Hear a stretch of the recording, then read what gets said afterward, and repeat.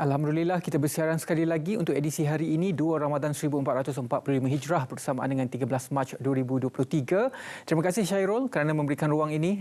Syairul yang membacakan Kanta 74 dan saya Ridwan bersama dengan Syafiqah akan bersama dengan anda sehingga pukul 10 pagi hari ini. Iya.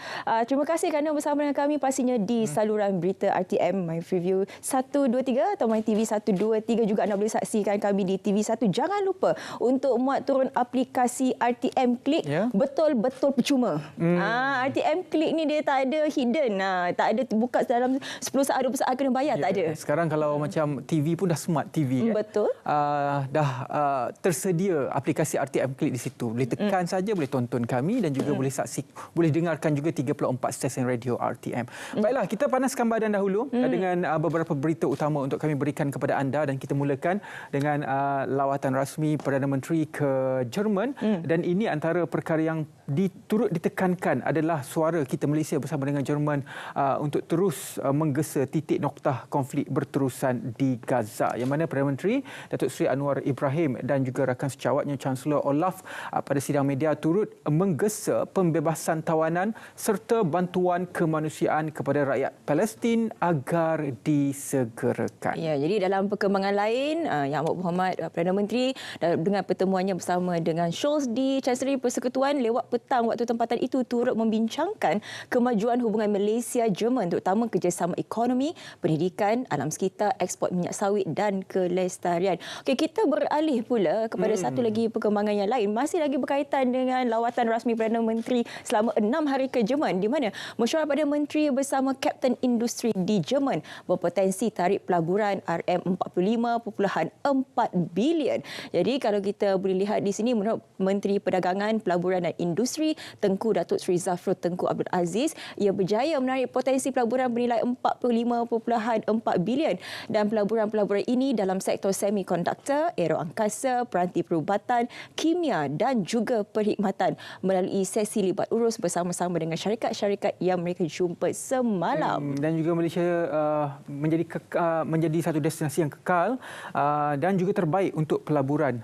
Itu yang telah pun antara perbincangan yang telah pun dilakukan di sana antara syarikat yang terlibat adalah B. Braun Siemens AG, Bayer AG, Airbus, DHL, Scott AG, Volkswagen dan Infineon Technologies. Itu antara syarikat yang telah pun berada di Malaysia. Ada syarikat yang telah pun berada di Malaysia lebih daripada 50 tahun. Dan untuk pengetahuan semua, Malaysia dengan Jerman antara rakan dagang terbesar Malaysia dengan Jerman adalah dari segi rakan dagangnya, Jerman adalah negara Eropah yang paling besar antara kita berdagang lah. Dan juga di rantau ASEAN ini, negara Malaysia merupakan negara yang paling besar jumlah pelaburannya, jumlah perdagangannya dengan Jerman. Ya, bercakap mengenai teknologi, hari ini juga kita akan memberikan tumpuan berkaitan dengan teknologi, khususnya dalam Internet of Things dalam sektor pertanian. Semuanya sebentar saja lagi, tapi kita nak berikan tumpuan terlebih dahulu berkaitan dengan ini, yang mana kita juga akan perincikan berkaitan dengan kod etika kewartawanan Malaysia ini, yang baru saja digubal dan menggariskan 8 etika utama. Dan semalam jelas Menteri Komunikasi Fahmi Fadil, di mana ianya ataupun kad ini ataupun kod etika wartawan Malaysia ini khususnya dalam penyaluran maklumat tepat dan sahih tentang keadaan semasa negara serta fokus kepada etika tanggungjawab wartawan sebagai suara rakyat. Dan yang paling penting sebenarnya ianya tidak menyekat suara pengamal media. Kita akan bincangkan semuanya sebentar saja lagi, dan juga berhubung sedikit mengenai kad perakuan media, di mana Fahmi juga menjelaskan pengeluaran kad tersebut bukan lesen bidang kewartawanan. Sebaliknya, bagi memudahkan kumpulan itu membuat liputan terutama dalam program rasmi kerajaan. Okey, sekali akan diperincikan sebentar saja lagi sedikit mengenai Kementerian Pertahanan kita. Ini adalah berkaitan dengan LCS pertama yang telah pun mencapai 85%. Jadi LTS ini adalah kapal tempur pesisir yang telah pun dijangka siap pada 85% menjelang November ini. Walaupun kapal dah siap 85%, tapi ia perlu melalui ujian, kerana itu sebahagian daripada 4 elemen. Jadi itu antara sedikit perkembangan, dan juga sedikit juga perkembangan dalam sidang media ini yang mana ia berkaitan dengan PLKN, yang mana menterinya berkata PLKN ini modulnya masih lagi berasaskan 80% latihan ketenteraan dan juga 20% lagi kenegaraan dan tidak bercadang untuk dilakukan ataupun dilaksanakan kepada pelajar sekolah. Orang yang mempunyai yang berumur 17 tahun ke atas, tapi tidak lagi dimaktubkanlah. Okey, itu berkaitan dengan PLKN. Ini pula berkaitan dengan persiapan Harimau Malaya. Jadi kalau kita boleh lihat latihan berintensiti tinggi medan baru ataupun medan muka baru bukti kemampuan. Ini menjelang aksi kelayakan Piala Dunia 2026, Piala Asia 2027 pada 22 Mac ini. Jadi kalau kita boleh lihat menurut pemain sayap negara Muhammad Faizal Abdul Halim, latihan sedemikian juga mampu membuka ruang kepada muka baru membuktikan kemampuan masing-masing. Jadi jurulatih Harimau Malaya memanggil 33 pemain menyertai kem pusat latihan dengan 21 daripada 26 pemain yang beraksi pada Piala Asia 2023 dikekalkan. Jadi jangan lupa di Stadium Nasional Bukit Jalil pada 26 Mac ini. Jadi bolehlah saksikan. Buka puasa dulu sebab akan bermula pada jam 10 malam. Ya, jadi kalau kita nak cerita tentang latihan pada bulan puasa ni, intensitinya agak berbeza dan agak mencabar kepada atlet-atlet, dan saya kira ini adalah medan terbaik untuk kita buktikan kemampuan. Walaupun kita berpuasa, kita boleh masih mengekalkan kita punya performance dan juga kualiti permainan itu pada tahap yang terbaik. Ya, bukan sahaja untuk mereka, agak mencabar juga untuk kita kerana dengan cuaca yang panas, Ridwan, tengah berpuasa sekarang ini. Kalau kita lihat cuaca panas diramal lebih 35 darjah Celsius di Semenanjung Sabah sehingga minggu depan. Jadi kena minum banyak air lah waktu sepanjang daripada berbuka sehinggalah bersahur. Disarankan 3.7 liter, tapi jangan terus minum sebab kapasiti perut 1.5 liter. Kena minum sikit-sikit lah, dalam 9 ke 11 gelas. Jadi itu sedikit pesanan kepada anda, pembuka tirai Selamat Pagi Malaysia dengan berita-berita yang terkini. Kita berehat seketika, banyak lagi yang kami akan kongsikan kepada anda selepas ini dalam Selamat Pagi Malaysia. Selamat Pagi Malaysia.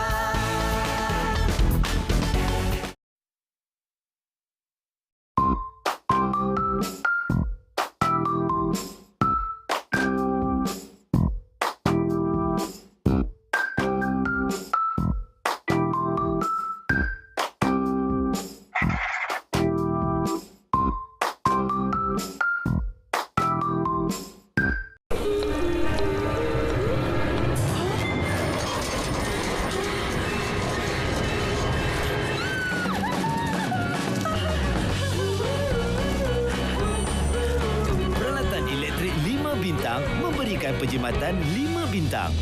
Satu lagi idea bernas untuk anda.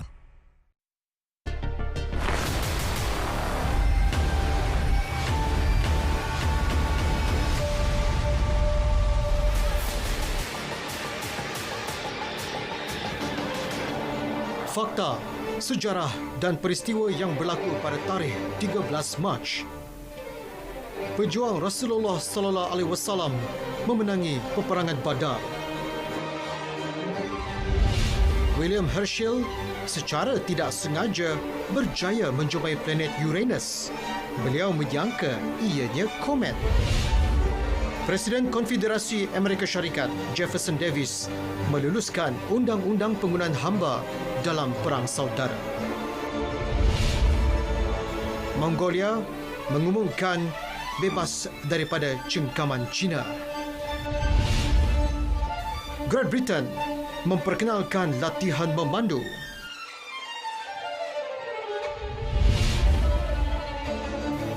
Cubaan membunuh Adolf Hitler dalam penerbangan Smolensk-Rustenburg menemui kegagalan. Pesawat angkasa lepas Apollo 9 kembali ke bumi.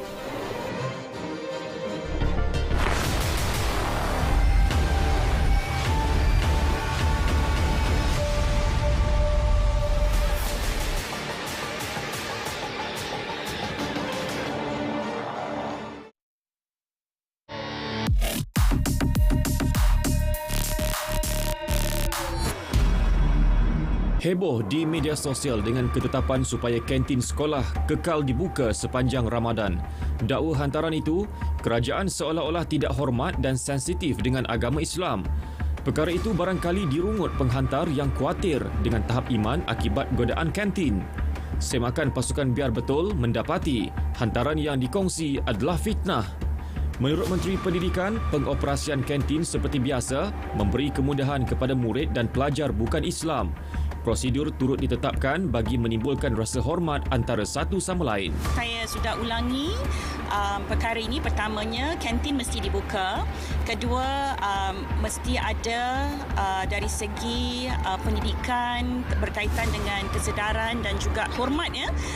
Khususnya sekolah-sekolah yang mempunyai anak-anak yang bukan beragama Islam.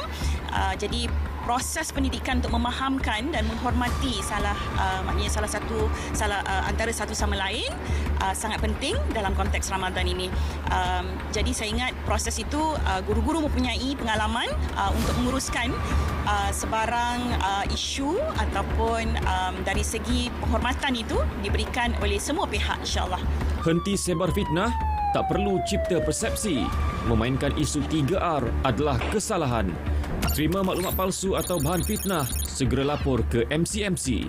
Biar betul, tak pasti, jangan kongsi.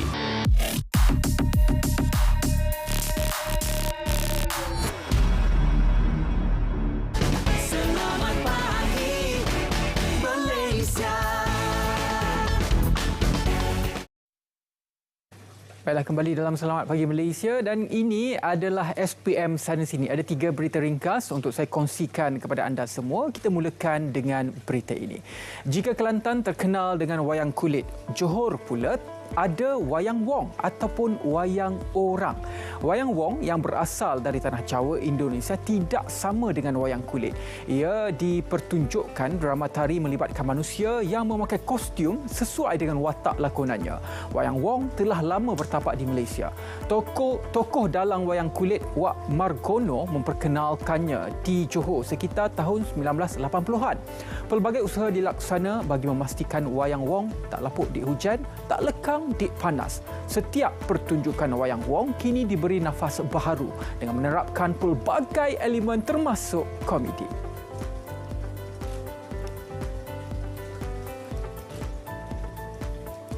Selaras peredaran zaman, pembuatan songkok kini dihasilkan dengan cara moden. Namun yang memilih mengekalkan pembuatan tradisional masih ada. Di Pulau Pinang, Abdul Kadir Muhammad Maidin menjadi satu-satunya pengusaha songkok tradisional yang menggunakan seni halus jahitan tangan. Menyedari tiada pewaris selepas bapa mentuanya, Hajar Muhyiddin yang menjalankan perniagaan itu bersendirian, beliau cuba menguasainya. Berbekalkan minat, kini ia menjadi sumber pendapatan. Berbeza dengan songkok biasa, bentuk songkok yang dihasilkan mempunyai sedikit lengkung pada bahagian tepi. Itu antara ciri-ciri penghasilan secara manual bermula daripada proses mengukur, menggunting dan menjahit.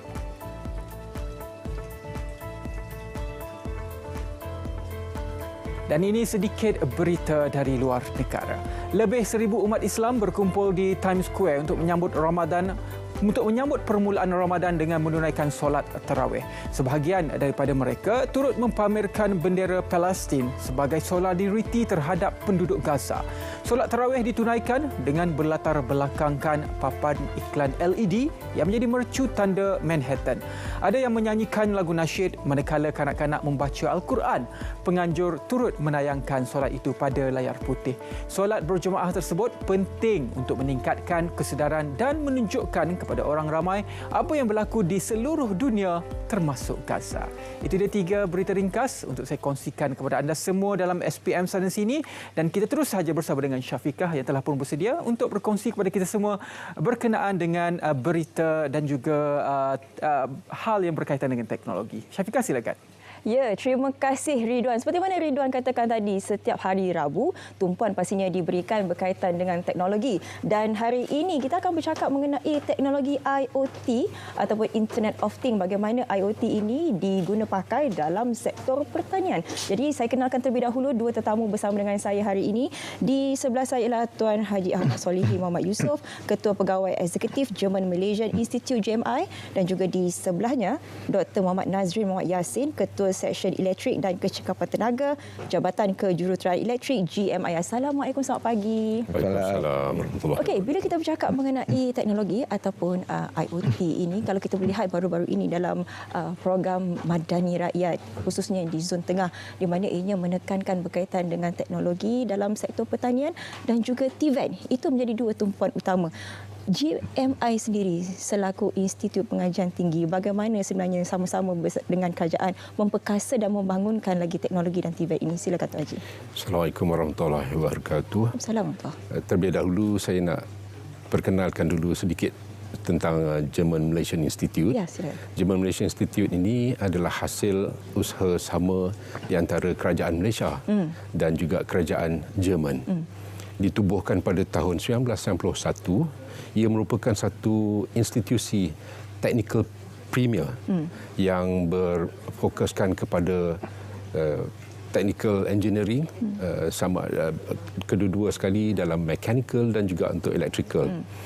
Setakat daripada tahun 1991 sehingga kini kita dah hasilkan kurang lebih 15,000 graduan yang berada di serata dunia.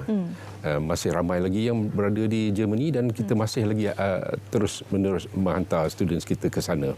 Ya. Baik, daripada segi kemajuan yang kita dah laksanakan, antaranya kita ada beberapa, tetapi untuk hari ini kita fokuskan dulu satu projek baru yang kita lancarkan pada tahun 2024 ini yang kita namakan sebagai IoT of Fruits. Ya. IoT of Fruits ni saya rasa yang lebih bersesuaian lah untuk kita sampaikan ni. Saya minta ketua jabatan kita sendiri yang menghasilkan projek ini, Dr. Nazrin. Okey, Dr. Nazrin, mungkin kita boleh terus sahaja kepada IoT ataupun Internet of Things of Fruits. Okey, apa sebenarnya mengenai projek ini? Okey, projek ini amat menarik di mana kita bukan hanya menghasilkan hasil tumbuhan ataupun hasil buah, tetapi hasil buah tu kita akan salurkan, kita akan share together bersama dengan pelajar-pelajar kita di GMI. Okey. Dan kita bercerita mengenai secara teknikalnya, penanaman buah ini diperkasakan menggunakan teknologi IoT, di mana kami menggunakan peranti sensor dan mikro pengawal ataupun microcontroller bersama-sama dengan penggerak actuator, di mana penghasilan tanaman ini dikawal sepenuhnya oleh teknologi Internet of Things. Maka para pelajar serta pensyarah dapat mengoptimumkan, dapat mengawal, dapat memonitor dari jauh mengenai perkembangan tanaman yang kita usahakan di GMI. Okey. Yang boleh anda lihat di paparan kaca TV inilah sebenarnya antara prototipe. Antara prototipnya. Mungkin boleh terangkan lagi lebih lanjut apa yang dibawakan ke studio hari ini. Apa yang kita tunjukkan di sini adalah contoh bagaimana kita menanam tumbuhan menggunakan konsep hidroponik. Okey. Hidroponik itu menggunakan medium air sebagai satu kaedah pembajaan berbanding menggunakan tanah. Okey. Ini kita dapati hasil yang optimum. Okey. Di sini kita dapati penanaman secara vertikal, secara menenggak. Puan Syafiqah boleh melihat di sini bagaimana kita mengoptimumkan keluasan yang diberikan, tetapi penghasilan kuantiti produk makanan ataupun tumbuhan itu dapat dioptimumkan. Tak perlulah tanam besar-besar sebab dia ke atas macam tu. Okey. So prototipe ini menunjukkan kita boleh monitor dari segi suhu, kelembapan, nilai pH air tersebut. Maka proses pertumbuhan sayur ataupun buah-buahan lebih optimum lah. And then dari segi student pelajar di GMI, mereka boleh lihat secara langsung proses bagaimana penggunaan Internet of Things ini di dalam penghidupan seharian. Student GMI bukan sahaja hanya melihat mesin yang besar, bukan sahaja melihat elektronik, bukan hanya melihat electrical, tetapi juga melihat sudut di sebaliknya, menghasilkan aplikasi yang dapat membangunkan, dapat di-share kepada sesama manusia. Okey. Itu tujuannya. Selain daripada projek ini, apa lagi projek-projek lain yang berkaitan dengan IoT yang dibangunkan oleh JMI sendiri? Kalau saya boleh tambah sikitlah di sini ya. Asalnya idea yang kita nak buat ini ialah untuk manfaatkan keluasan tanah yang kita ada di JMI. Okey. Di JMI kita ada 75 ekar tanah, keluasan tanah, yang mana 35 ekar digunakan untuk infrastruktur. Selebih itu kita nak tanamkan pokok buah-buahan tropika. Okay. Asal ideanya ialah untuk diberikan kemudahan untuk students dan untuk staff nak nikmatilah buah-buahan kita. Kita akan adakan semua jenis-jenis buahan yang high end. Contoh dia, kalau kita ambil durian, kita ambil durian udang merah. Kan, kalau kita ambil mango, kita ambil yang harum manis kan, yang lain. Tapi teknologi kita tak boleh nak abaikan. Jadi kita manfaatkan teknologi yang kita ada ni dalam cara yang bagaimana, ialah untuk kita monitorkan. Satu, kita tengok fertilization punya metodologi, bagaimana kita nak bajakan. Kita tengok temperature dia punya suhu dia, kita tengok tengok oksigen punya level, temperature dia. Semua tu kita boleh tengok daripada skrin dalam komputer tu sendiri. Pengairan dia, bagaimana kita nak salurkan. Jadi bila kata cuaca macam sekarang ni, cuaca panas. Kan, jadi kita kena pastikanlah bagaimana kesesuaian yang bertepatan untuk kita pastikan pokok-pokok itu nanti akan tumbuh dengan baik. Jadi selain daripada buah-buahan, kita mungkin nanti akan juga explore lebih lagi daripada perihal sayur-sayuran juga. Okey. Ya. Seperti mana soalan saya tadi, ialah kita tahu JMI juga melahirkan graduan-graduan yang berkepakaran tinggi dan juga berkemahiran seperti mana yang dialu-alukan oleh TVET sekarang ini. Tapi bila kita bercakap mengenai TVET dan juga Internet of Things ataupun teknologi yang semakin lama semakin mencabar ini, bagaimana sebenarnya persediaan rakyat Malaysia secara amnya untuk menerima arus pemodenan ini? Tenaga pakarnya, adakah kita masih lagi bergantung kepada tenaga kepakaran luar ataupun kita sudah bersiap sedia sebenarnya dengan graduan kita? Baik, terima kasih. Soalan yang cukup baik. Di GMI, persediaan kita ialah kita pastikan pastikan GMI punya connectivity dan collaboration yang cukup baik dengan agensi-agensi kerajaan. Bersama juga dengan industri-industri. Beberapa hari yang lepas kita adakan satu summit, kita panggil dia Industry Advisory Council Summit, yang mana kita dapat mengumpulkan hampir kurang lebih 135 CEOs of German companies yang berada di Malaysia, beroperasi di Malaysia, dengan kehadiran yang amat berhormat Timbalan Perdana Menteri Datuk Seri Dr. Ahmad Zahid Hamidi, dan juga wakil-wakil daripada agensi kerajaan, 12 ministeri yang ada yang berkaitan dengan TVET dan juga TVET Council. Begitu dengan saya amat berterima kasih dengan pihak Majlis Amanah Rakyat MARA sebagai sponsor utama kita. Kita dapat kumpulkan CEO daripada Jerman punya company yang ada di Malaysia ni, syarikat-syarikat di Malaysia ni. Kita minta bantuan supaya nanti graduan-graduan yang kita ada, kita dapat manfaatkan sebaiknya, sama ada daripada internship programs, sama daripada employability, peluang-peluang pekerjaan, dan juga exchange programs untuk staff-staff kita sendiri juga. Begitu juga dengan universiti-universiti daripada Germany dan juga universiti-universiti daripada lain. Kita dapat hubung kaitkan juga dengan kehadiran daripada NGO dan juga daripada masyarakat luar. Jadi rata-rata kita dapat feedback yang cukup baik, yang mana ibu bapa, student-students daripada sekolah-sekolah di Malaysia, international school students, sekolah-sekolah menengah di Malaysia, MRSM, semuanya menyambut baik kaedah yang kita laksanakan ini, demi untuk memastikan peluang-peluang untuk graduan-graduan kita, peluang-peluang untuk profesor-profesor kita untuk jayakan aspirasi nasional berkaitan dengan TVET tu dapat dilaksanakan. pada penghujung sesi itu saya ditanyakan tentang apakah yang hasrat ataupun idaman atau cita-cita yang kita nak dapat tengok daripada hasil daripada semua projek yang kita laksanakan ini.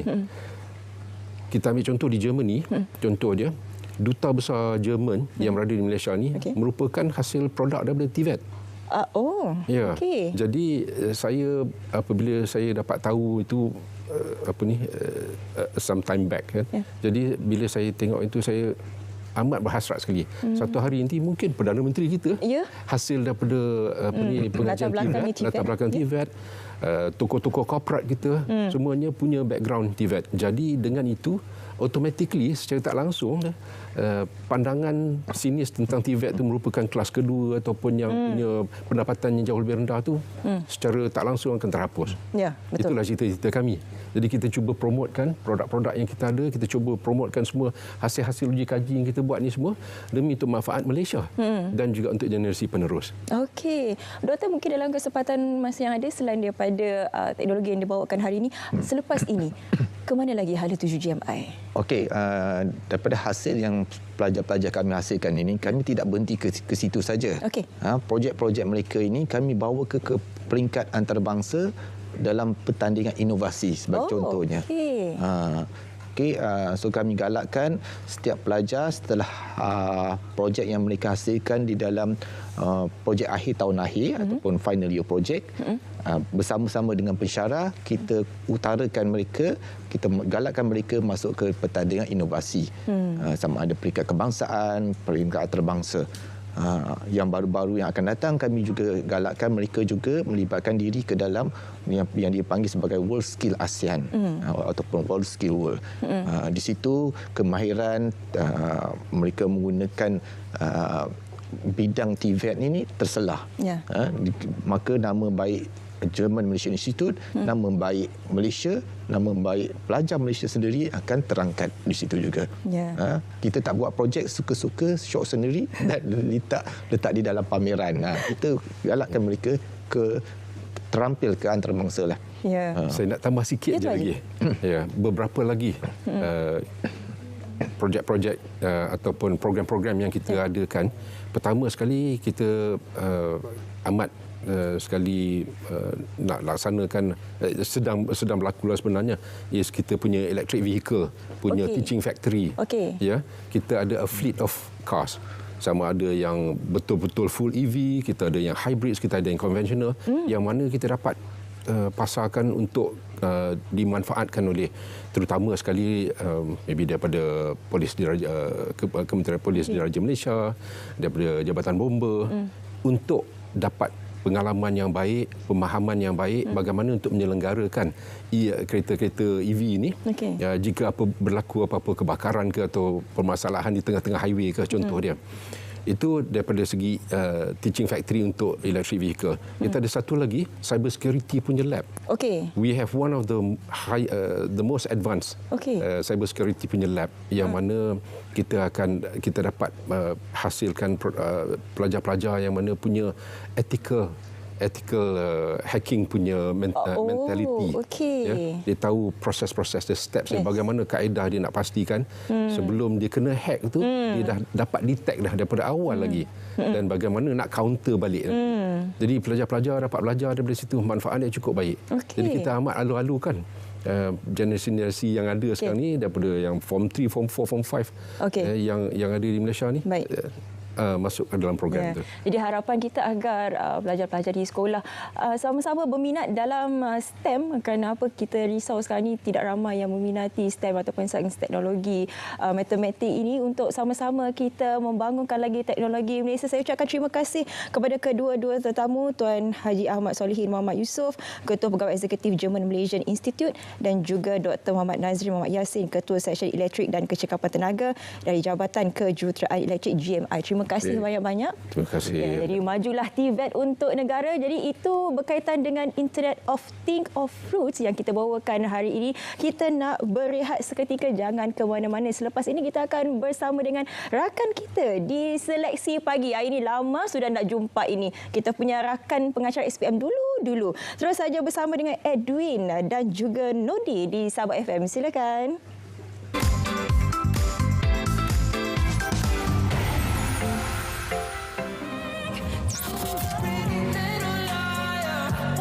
Baik, terima kasih Syafiqah di Selamat Pagi Malaysia bersama kami berdua langsung dari Konti Sabah FM Kota Kinabalu, Edwin dan juga Nodi. Betul, apapun selamat pagi untuk anda semua yang mendengarkan kami di Sabah FM dan juga menonton kami secara langsung di TV1 untuk Selamat Pagi Malaysia. Betul. Jadi Nodi, hari ini masuk 2 Ramadan kan. Betul. Jadi adalah sudah pastinya kami juga di Sabah FM ada perkongsian yang menarik untuk kita bawakan di Selamat Pagi Malaysia. Yang pertama berkenaan dengan satu program yang telah pun dianjurkan oleh Dewan Bandaraya Kota Kinabalu di BKK. Betul. Seperti yang kita sudah maklumlah kan bahawa pemeliharaan alam sekitar sudah menjadi tanggungjawab kita bersama agar pembangunan lestari dikekalkan dan juga sumber alam dapat digunakan pakai oleh generasi akan datang. Dan baru-baru ini sehari sebelum Ramadan sebenarnya Edwin telah berakhirnya satu kempen kesedaran My City My Responsibility 1.0 yang dilakukan oleh DBKK. Yang mana tujuan penganjuran kempen ini adalah untuk mendidik masyarakat bandaraya khususnya di Kota Kinabalu agar lebih bertanggungjawab menjaga kebersihan bandaraya dalam menjadikan Kota Kinabalu sebagai bandaraya bersih, hijau dan berdaya huni selain meningkatkan kesedaran orang awam terhadap kepentingan pemeliharaan dan pemuliharaan alam sekitar.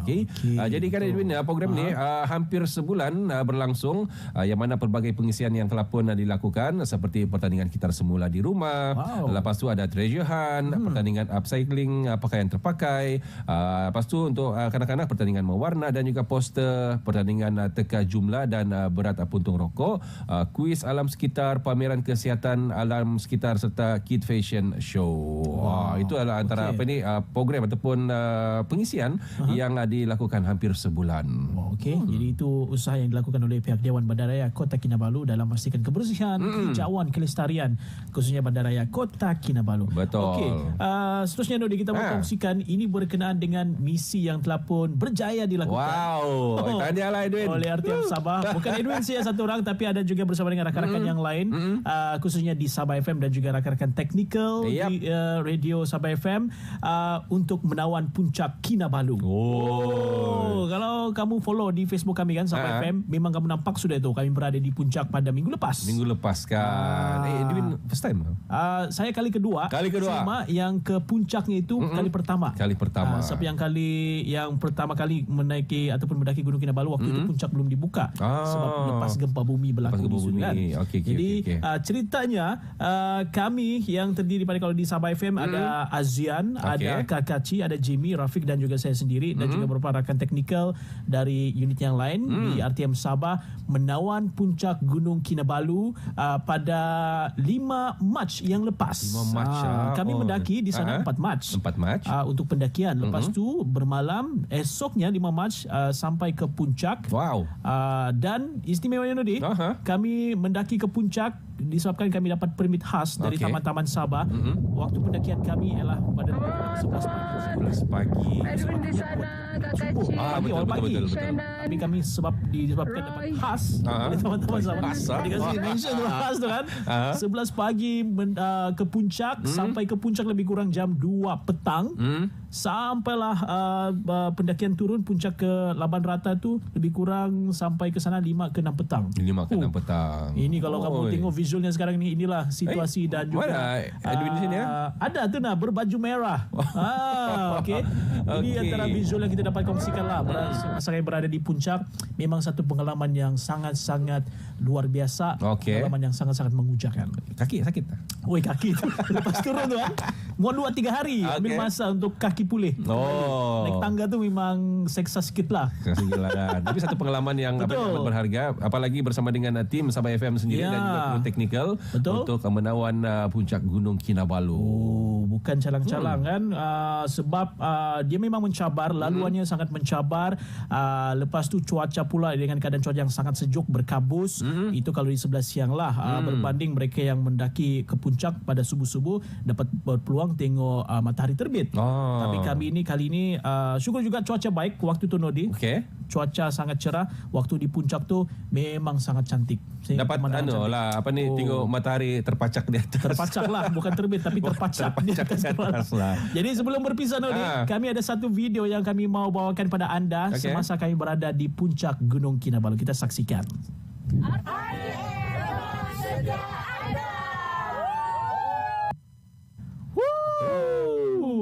Betul-betul lagi berada di puncak time tu. Pengalaman yang menarik kan? Jadi ada rasa macam mau naik lagi lah pasti. Mau lagi tapi bukan masa yang terdekat lah. Mungkin 5 tahun akan datang naik lagi lah. Masih terasa dia sakit kaki ya. Tapi itulah apa yang membuatkan kita dapat membawa nama RTM itu sendiri di puncak tertinggi di Asia Tenggara, Gunung Kinabalu. Betul. Okey. Dan juga tadi kita dapat tengok juga kan bersama dengan rakan-rakan daripada Jabatan Bomba dan Penyelamat juga hadir untuk sama-sama dalam program itu kan. Betul. Dan sebenarnya ada di sebalik misi kami menawan puncak Gunung Kinabalu itu ada sesuatu yang bakal anda nantikan sempena raya nanti. Ada program yang kami lakukan di atas juga, bukan semata-mata untuk naik ke sana, tapi ada rakaman yang kami lakukan tunggu raya nanti di Sabah FM. Apa dia? Right. Okey, baik, itu perkongsian kita untuk seleksi konti pagi ini di Selamat Pagi Malaysia.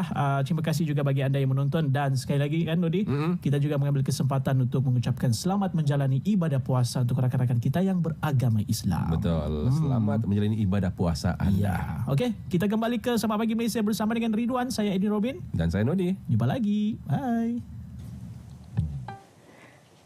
Terima kasih Edwin dan juga Nodi di Sabah FM. Okey, ini saya nak mengambil sedikit petikan daripada YB Fahim Fadzil semalam di Dewan Rakyat.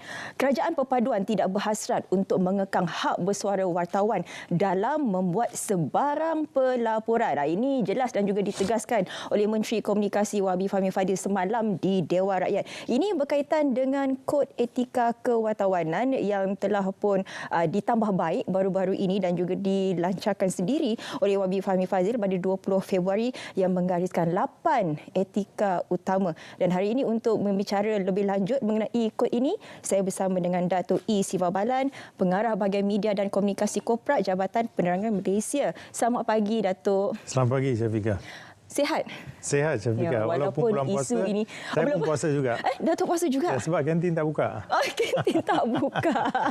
Okey, baik. Tapi kita bercakap mengenai Kod Etika Kewartawanan Malaysia. Ia kecoh dalam 2-3 minggu ini. Isu ini dipolemikkan. Tapi sebelum kita bercerita mengenai Kod Etika ini, satu lagi yang menarik perhatian ialah berkaitan dengan kad perakuan media ini. Sedikit mengenai kad perakuan media ini, Datuk, apa yang boleh dikongsikan? Baik, Syafiqah. Terima kasih. Terima kasih kepada Jabatan Penyiaran kerana menjemput kami. Memang kami berkobar-kobar nak datang sini nak memberi penjelasan dua perkara. Satu, kad perakuan media dan satu lagi kod etika wartawan Malaysia. Dua-dua ni adalah diusahakan oleh Jabatan Penerangan. Jadi berkaitan dengan kad perakuan media, saya rasa, saya percaya Syafiqah ni pun buat pelaporan di lapangan dan mempunyai kad perakuan media. Jadi semua media yang berdaftar dengan kami ini pasti memiliki kad perakuan media dengan syarat wartawan tu membuat pelaporan di lapangan. Jadi serba sedikit tentang sejarah kad perakuan media ini. Ketika saya memasuki sebagai wartawan di Bernama pada tahun 1991, pertengahan 1990 sudah ada dah. 95-96 kita dah mulakan dengan kad perakuan media ini daripada Jabatan Penerangan dan sehingga ke kini. Jadi seperti yang YB Fahmi, Syafiqah ada maklum tadi dalam Parlimen semalam, Dewan semalam, YB Fahmi, Menteri Komunikasi ada memaklumkan. Saban hari beliau memaklumkan kepada golongan wartawan ni, termasuk saya lah, sebab saya pun masih lagi wartawan, Syafiqah, bahawa kad perakuan ini bukan lesen. Ya, bukan lesen. Dia bukan satu yang diberi oleh Jabatan Penerangan.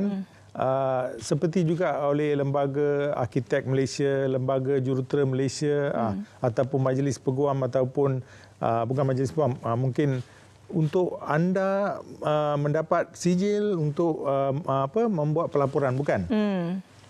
Tujuan kita kenalkan kad perakuan media ni, satu, kita nak adakan satu data bank. Dan kedua ni adalah untuk memastikan bahawa wartawan itu mempunyai kad perakuan media. Jadi kita nak adakan satu data bank. Dan kedua ni adalah untuk memastikan bahawa wartawan itu mempunyai kad perakuan media. Jadi kita nak adakan satu data bank. Dan kedua ni adalah untuk memastikan bahawa wartawan itu mempunyai kad perakuan media. Jadi kita nak adakan satu data bank. Dan kedua ni adalah untuk memastikan bahawa bila ada acara rasmi, kita ada banyak acara rasmi, istana, parlimen, hari kebangsaan dan sebagainya. Betul. Jadi kita nak wartawan yang bona fide, yang betul-betul berdaftar, ada surat majikan.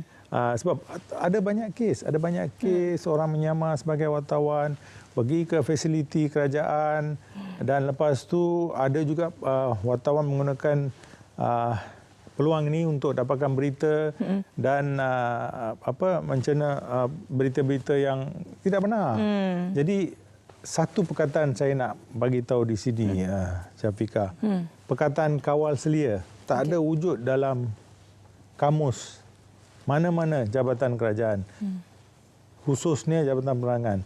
Kan ni bukan untuk kawal selia, tak ada perkataan kawal selia. Malah bila YB Fahmi ambil alih jadi Menteri Komunikasi, Jabatan Penerangan, bahagian media, bahagian saya ini, kita hantar pegawai kita untuk buat, dulu kita panggil kawalan media. Sekarang tak panggil lagi kawalan media, pengurusan media. Pasal kawalan membawa konotasi yang negatif. Ya, negatif, betul. Kita tukar kepada pengurusan media. Peranan kita adalah apa? Bila ada satu majlis rasmi, pegawai kita akan buat pengurusan media supaya wartawan cuma tak boleh melebihi daripada garisan ni dan sebagainya. Itu saja peranan kami. Jadi kad program media ni dikeluarkan, dia ada 4 warna. Hijau, Syafiqah ada hijau lah. Media rasmi kerajaan. Biru untuk wartawan tempatan, merah untuk wartawan antarabangsa, kelabu untuk wartawan media dalam talian. Okey. Ya. Datuk, warna emas. Ada satu lagi emas. Emas tu untuk pegawai-pegawai tertinggi. Datuk bunyinya lain. Kita hijau segar je, muda. Ya, okey, jadi itu antara kategori kad perakuan media yang ada. Tapi tumpuan utama hari ini pastinya berkaitan dengan kod etika wartawan ini yang memang kecoh seperti mana saya katakan 2-3 minggu ini, kerana terdapat pelbagai sebenarnya spekulasi. Kita cakap spekulasi sebab apa, mungkin ada yang tidak menelaah dengan lebih lanjut sebenarnya 8 etika utama. Mungkin Datuk boleh jelaskan mengenai 8 etika utama yang digubal baru-baru ini. Baik, Syafiqah. Sebelum itu, Syafiqah, ini dia ya. Oh, tu. Ini yang diluncurkan pada 20 hari bulan lepas oleh YB Fahmi. Dan saya nak katakan di sini ya, Syafiqah, kita dah dengar daripada pelbagai pihak. Syafiqah pun dah baca, para penonton pun dah baca. Dari perspektif wartawan, tapi dari perspektif kami di Jabatan Penerangan, kami ini ingin memaklumkan bahawa ketika peluncuran ni ataupun ketika di proses di mana draft pertama, kedua dan sebagainya, ramai salah faham. Okey. Satu, adakah kerajaan bersama dengan Jabatan Penerangan ingin sekali lagi kawal selia wartawan. Saya wartawan. Saya dulu, hari ini, kini, selama-lamanya wartawan. Jadi memang saya sendiri tak akan setuju kalau dokumen ini dijadikan sebagai satu bentuk kawalan. Tidak. Sebab bacalah dulu kod etika tu. Tanpa, kalau tak baca, tak memahami, seseorang itu tidak akan faham. Sebab adakah kita dalam kod etika ni, Syafiqah, kita tulis wartawan tidak dibenarkan mencaci, mengkritik kerajaan. Tak ada. Ya, betul. Kita cuma letak di ataupun kita tulis wartawan tidak dibenarkan memasuki sesuatu kawasan. Tidak. Ini cuma sebagai piagam pelanggan. Kita panggil sebagai piagam pelanggan. Betul. Dan dia semua sebagai satu panduan ya, Syafiqah. Kita guna ini sebagai in-house dokumen dan dia kaitan dengan kad perakuan media.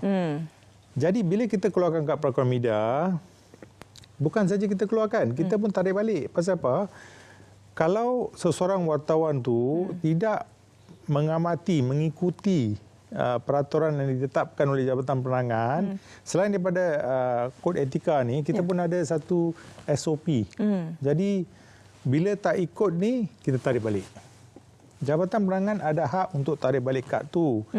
Dan jangan risau, bukan tarik balik lepas tu kita kata you tak ada hal lagi dengan kita. Tak ada. Ada jawatan kuasa rayuan. Bila kita tarik balik, kita tarik balik bukan wartawan punya kad. Kita tarik balik dari segi organisasi itu. Okey. Kalau organisasi itu membuat pelaporan palsu, tidak benar, kita buat vetting. Kita bukan sewenang-wenangnya tarik balik sesuatu kad. Dan kita tak beri peluang langsung kepada yang tekilan ni untuk berbuat rayuan. Jadi YB Menteri, YB Fahmi telah mengarahkan kepada Jabatan Penerangan supaya diwujudkan satu jawatankuasa rayuan dipengerusikan oleh KSU sendiri. Okey. Tak lama lagi jawatankuasa ini akan mula beroperasi. Adalah 2-3 kes tu yang kita dah tarik balik kad. Dan kita akan memberi peluang kepada mereka untuk membuat rayuan. Tapi yang penting memang bukan untuk mengokong, menyekat, menghalang wartawan daripada membuat. Saya akan menjadi orang pertama lah yang akan membantah kalau memang benar apa yang cerita-cerita kat luar tu, bahawa kod etika ni menyekat kebebasan wartawan. Tidak. Okey, Datuk, saya nak bertanya, siapa yang terlibat sebenarnya dalam melakukan kod etika ini? Sebab ini yang sebenarnya menjadi satu isu yang digembar-gemburkan di sini. Sebab betul. Kenapa tidak melibatkan wartawan-wartawan senior? Soalannya. Baik. Betul. Syafiqah, terima kasih kerana tanya soalan tu. Saya pun memang nak Syafiqah tanya soalan tu. Pertama, kita ada 2 draft. Satu draft pertama dibuat oleh pencara-pencara komunikasi daripada USM. Okey. Lepas tu draft kedua diteliti oleh UKM. Lepas tu kita panggil 2 sesi libat urus, ya. 2 sesi libat urus, engagement. Satu tu dengan Jabatan Penyiaran bernama Finas, pejabat Perdana Menteri, pengarah media Perdana Menteri pun ada dan sebagainya. Dan selepas tu kita ambil maklum malas. Bukan sesi libat ni bukan satu one way, kita ambil maklum malas. Bukan syok sendiri ya. Syok sendiri, betul. Sesi libat kedua tu kita panggil Wakil Protem Majlis Media Malaysia yang bakal diwujudkan ni. Kita panggil Presiden NUJ, National Union of Journalists sendiri datang. Lepas tu CEO MPI di mana kita ambil kod etika ni. Jadi kita ambil maklum malas daripada mereka, bukan kata kita tak melibatkan wartawan. Malaysia Media Council, Majlis Media Malaysia yang bakal ditubuhkan, saya pasti dia akan ditubuhkan selepas Jemaah Menteri dah setuju dengan kertas Kabinet. Dia akan ke Parlimen bulan Jun. Saya pasti Menteri kita ni akan bawa dan pastikan dia akan diluluskan. Kedua, National Union of Journalists yang mewakili ahli-ahli wartawan ni menjadi ahli tau. Dan kedua, MPI, Malaysian Press Institute. Jadi tiga-tiga ni, kenapa tak jemput yang lain? Tak boleh sebab ada ramai persatuan-wartawan Malaysia, persatuan-wartawan Melayu, persatuan wanita. Ada lagi satu Geram. Betul-betul dia Geram. Mereka tu. Jadi kita telah bercadang macam ni. Selain daripada berbicara di sini, kita akan buat engagement. Kita akan pergi ke tempat mereka. Pergi ke tempat Geram, pergi ke tempat MMM, pergi ke tempat MPI dan sebagainya, Syafiqah. Ya, jadi dalam kehidupan ini kita memang memerlukan satu garis panduan agar kita tidak tersasar daripada tujuan asal kita. Jadi khusus juga kepada wartawan, mungkin ialah dengan kehidupan kita dan juga ada banyak berita-berita hangat sekarang ini, kita memerlukan satu kod etika agar kita punya hasil kerja itu masih lagi sahih, masih lagi tepat dan juga relevan. Terima kasih banyak-banyak Datuk E. Sivabalan, Pengarah Bahagian Media dan Komunikasi Korporat Jabatan Penerangan Malaysia kerana sudi bersama dengan kami hari ini. Terima kasih Datuk. Jadi diharapkan agar semuanya terjawab persoalan anda di luar sana. Kita nak terus saja ke cerita pagi Sarawak. Terus sahaja ke... Okey, kita nak berehat seketika. Selepas ini baru kita nak ke cerita pagi Sarawak. Jangan ke mana-mana. Kembali semula bersama dengan kami. Pastinya dalam Sarawak Pagi Malaysia.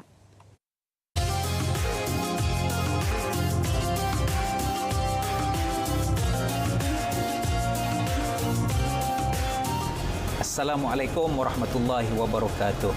Alhamdulillah, kita masih lagi diberi ruang, masa, hayat dan usia untuk kita berada dalam bulan Ramadan Al-Mubarak. Satu perkara yang ingin saya kongsikan pada kesempatan ini ialah bagaimana Ramadan melatih diri kita menjadi insan, menjadi manusia, menjadi hamba yang mempunyai nilai-nilai madani. bercakap tentang madani, kita nak tahu juga bagaimana ibadah Ramadan yang difardukan oleh Allah Subhanahu wa taala mampu melatih, mendidik diri kita menjadi insan yang mempunyai nilai-nilai madani. Kalau kita lihat 6 prinsip madani yang diperkenalkan oleh kerajaan pada hari ini, antara satu prinsipnya adalah nilai ihsan. Jadi kita lihat bagaimana dalam bulan Ramadan kita berpuasa, kita menahan lapar dan dahaga, kita menahan perasaan keinginan hawa nafsu kita, lalu bagaimanakah dia mampu melahirkan nilai ihsan dalam diri kita. Kita ada rasa kasihan, kita ada rasa belas, kita ada rasa simpati. Kita lihat masyarakat yang susah nak buka puasa pun tak ada makanan. Kita kalau berpuasa, makanan untuk berbuka puasa sudah pasti berbagai menu. Tapi ada di kalangan insan yang mereka berpuasa, ya, menahan diri daripada makan dan minum, tapi nak berbuka puasa pun tak ada menu, tak ada rezeki, tak ada makanan. Sebagai contoh rakan-rakan kita umat Islam di negara Palestin misalnya. Jadi adakah satu perasaan ihsan dalam diri kita kepada nasib yang sedang ditimpa oleh mereka ini? Kalau ada perasaan ihsan, itulah bahawa nilai-nilai madani yang ada dalam madrasah Ramadan. Perkara yang kedua yang saya nak share adalah tentang sifat keyakinan. Sebagaimana prinsip Malaysia Madani, ada prinsip keyakinan. Bagaimana ibadah dalam bulan Ramadan itu memberi keyakinan kepada ganjaran yang disediakan oleh Allah, Tuhan, juga pencipta, juga kuasa kerajaan yang tidak pernah memberi sesuatu pengharapan yang kosong. Sudah pasti apa yang dijanjikan oleh Allah Subhanahu wa taala pasti akan dipenuhi oleh Allah Subhanahu wa taala. Di mana ganjaran orang yang berpuasa dengan penuh keimanan, man shama Ramadan imanan wa ihtisaban ghufira lahu ma taqaddama min dzambih, yakni nilai keyakinan yang ada pada orang yang berpuasa, dia hanya mengharapkan balasan dan ganjaran yang disediakan oleh Allah Subhanahu wa taala, maka itulah nilai madani yang terkandung dalam madrasah Ramadan. Perkara yang ketiga, yang terakhir yang saya nak sebut, daya cipta. Bagaimana orang yang berpuasa mampu menggunakan akal fikirannya untuk mendekatkan diri kepada Allah Subhanahu wa taala secara proaktif. Itu daya cipta. Sekian sahaja perkongsian saya pada kali ini.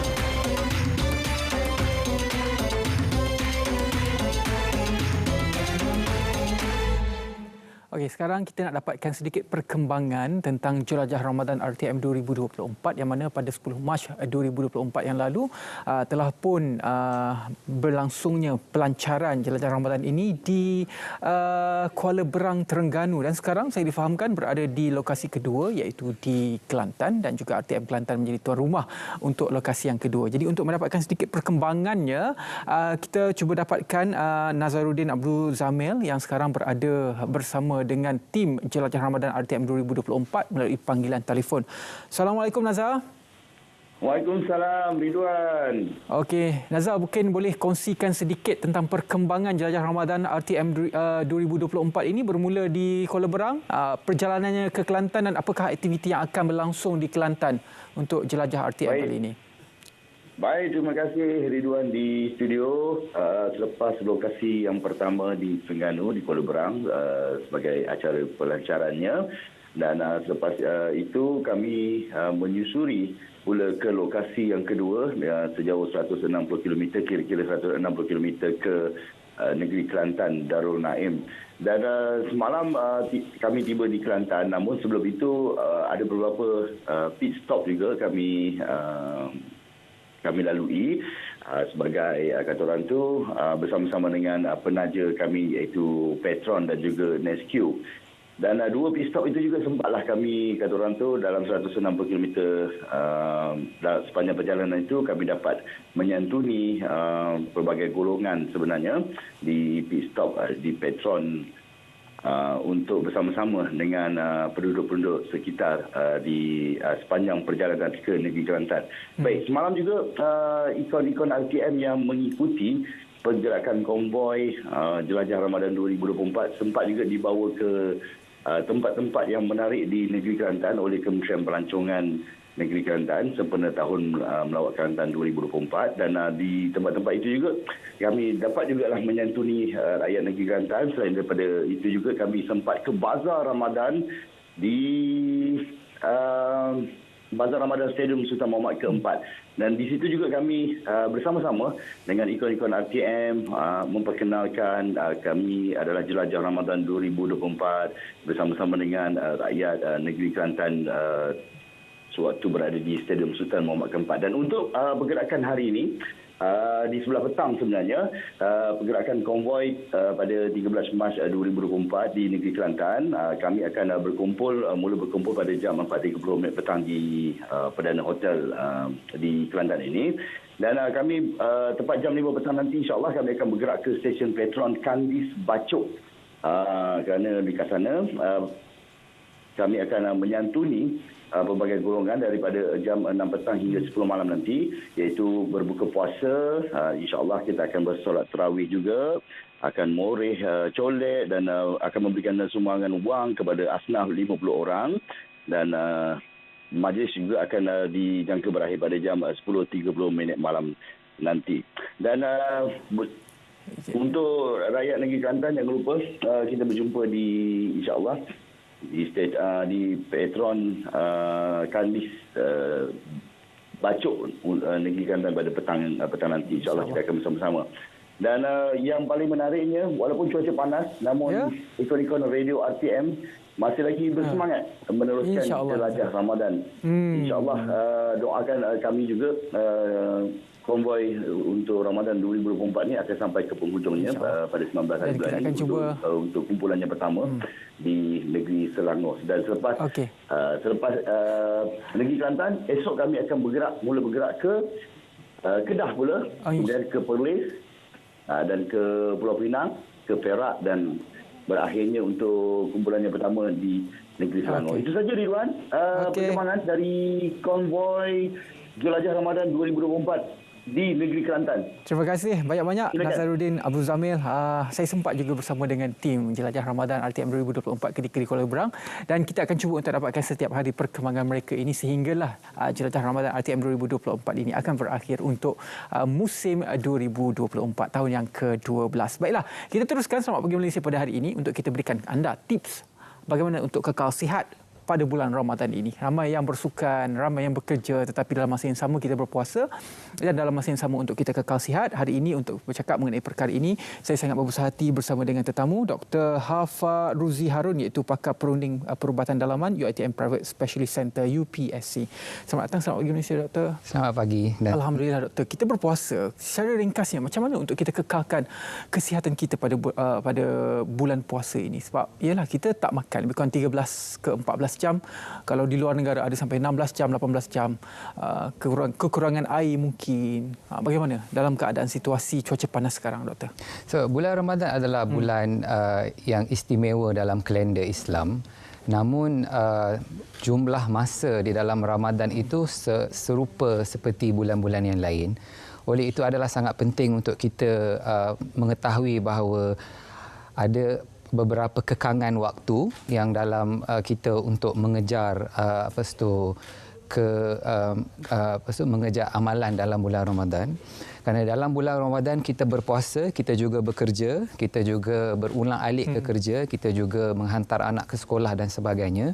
Dan dalam ketika itu kita meninggalkan makan dan minuman. Jadi adalah sangat penting untuk kita mengamalkan pemakanan yang seimbang supaya ianya memberi kita tenaga untuk boleh meneruskan aktiviti seharian tanpa gangguan yang drastik berbanding dengan bulan-bulan yang lain. Jadi dari aspek tidur pula, mungkin pada bulan Ramadan ini dia agak berbeza dengan bulan lain. Kita beribadah pada waktu malam, mungkin sedikit kekurangan waktu tidur. Adakah ia akan memberi kesan kepada keseluruhan kesihatan kita? Dan juga disarankan untuk kita nap pada pukul 12 tengah hari ataupun pertengahan hari? Bagaimana di dalam situasi ini, Doktor? Di dalam Ramadan kebanyakan kita akan bangun lebih awal berbanding dengan hari bulan-bulan lain kerana kita perlu bangun untuk sahur. Ada juga setengah kita yang sanggup mengorbankan sahur untuk supaya tidur yang lebih mencukupi. Namun sebenarnya sahur itu sangat-sangat penting untuk membantu kita dapat bertenaga pada keseluruhan hari yang berpuasa untuk recap, untuk menampung kekurangan tidur pada awal pagi dan juga lewat waktu malam, power nap atau afternoon siesta, tidur seketika lebih kurang 20 hingga 30 minit ketika waktu tengah hari, rehat waktu tengah hari itu dari segi saintifiknya dan juga dari segi hujah agamanya sangat membantu untuk kita kembali bertenaga sehingga ke tibanya waktu berbuka puasa. Okey, itu dari aspek tidur. Bagaimana pula dengan aspek pengambilan air? Ada yang menyarankan untuk kita mengambil air sehingga 3.7 liter. Tapi kapasiti perut kita tidak boleh mencapai 3.7 liter pada satu ketika. Bagaimana untuk kita mengisi dan juga mengekalkan kandungan air dalam badan kita? Kadar, ketika kita berpuasa, kita meninggalkan makan dan minum, so akibatnya kita akan dehydration, kita akan kekurangan air dalam badan, ia akan menyebabkan kita pening kepala, rasa letih lesu. Oleh itu sangat penting pemakanan dan minuman diambil dengan jumlah yang mencukupi. Jumlah biasa yang diiklankan ialah 8 gelas satu hari. Oleh itu kita cubalah untuk mengambil 4 gelas pada waktu sahur dan another balance 4 gelas pada waktu berbuka. Namun agak sukar untuk kita mengambil 4 gelas itu secara berterusan. Oleh itu sips minuman sedikit demi sedikit pada waktu sahur itu lebih baik supaya jumlah 2, 3 atau 4 cawan itu dapat dipenuhkan sebelum bermulanya berpuasa. Dan apa saja kekurangan air yang diambil sebelum iftar, sebelum sahur itu kita ganti semula selepas berbukanya puasa. Ada yang menyarankan, kalau dalam bidang sukan, ada yang menyarankan untuk mengekalkan jumlah air dalam badan ini, atlet perlu mengambil salt stick ataupun electrolyte drinks.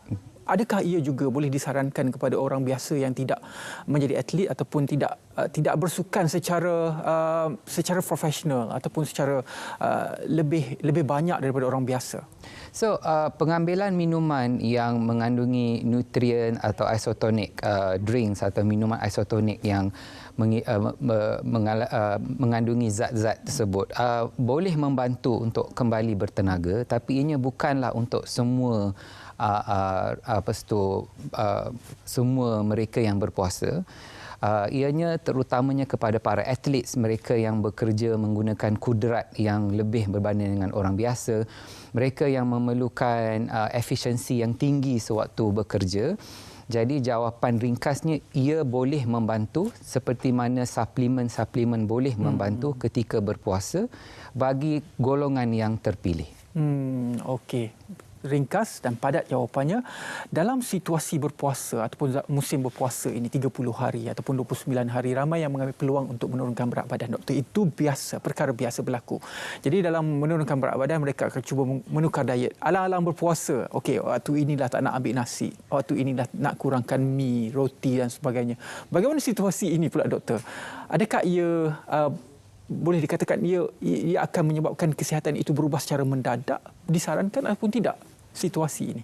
So, dari segi perubatan puasa itu dibahagikan kepada 2 kategori. Puasa non-religious puasa yang bukan berkaitan dengan kerohanian, dan juga puasa yang berkaitan dengan kerohanian. Ramai antara kita biasa dengan konsep intermittent fasting, yang mana kita sengaja tidak mengambil makan atau mengambil makanan pada tempoh yang tertentu, yang selalunya diadvocate lah 16 jam berpuasa dan 8 jam tidak berpuasa. Puasa di Ramadan adalah puasa yang dengan konotasi dengan puasa kerohanian. Ya. Namun konsepnya masih serupa, iaitu meninggalkan makan dan minum pada waktu yang tertentu dengan harapan supaya bila tiba waktu berbuka puasa, kita mengawal pemakanan atau apa yang dimakan untuk mengelakkan overindulgence atau pemakanan yang berlebihan supaya tidak menyebabkan berat badan bertambah.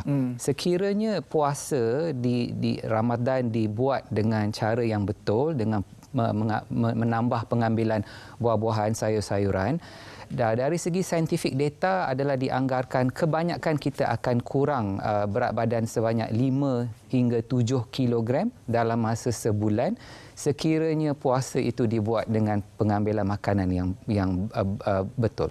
Jadi kena ikut jelah tips Kementerian Kesihatan. Suku-suku separuh kalau kena ikut, insya-Allah kita akan sentiasa sihat. Dalam ini soalan terakhir saya, bila kita berpuasa, saya rasa ini banyak berlaku di kalangan kita. Apabila kita berbuka, mungkin nafsu itu banyak, kita nak makan, kita minum air dan sebagainya. Tiba-tiba perut rasa pedih. Situasi itu berlaku kenapa, doktor? So apabila kita berpuasa, kita meninggalkan makan dan minum daripada waktu sahur. Dan apabila tiba waktu berbuka puasa, kita ada rasa sense of entitlement. Kita rasa kita berhak untuk makan apa saja yang naluri atau keinginan kita mahu. Tapi sebenarnya kita perlu elakkan makanan yang berminyak, makanan yang tinggi kandungan gulanya, makanan yang penuh dengan garam, kerana ianya akan menyebabkan pencernaan makanan itu akan terganggu, ya. Ia juga akan menyebabkan kita rasa gembira seketika, tapi kita akan rasa sebu perut kemudiannya, dan ianya akan menyebabkan tidur pada malam tersebut terganggu kerana pemakanan yang tidak sihat. Sebaliknya, utamakan makanan yang ringan, yang tinggi serat seperti buah-buahan, sayur-sayuran supaya kita akan kekal kenyang lebih lama keesokan hari. Jadi itu dia antara tips yang kita boleh berikan kepada anda semua ketika berpuasa ini.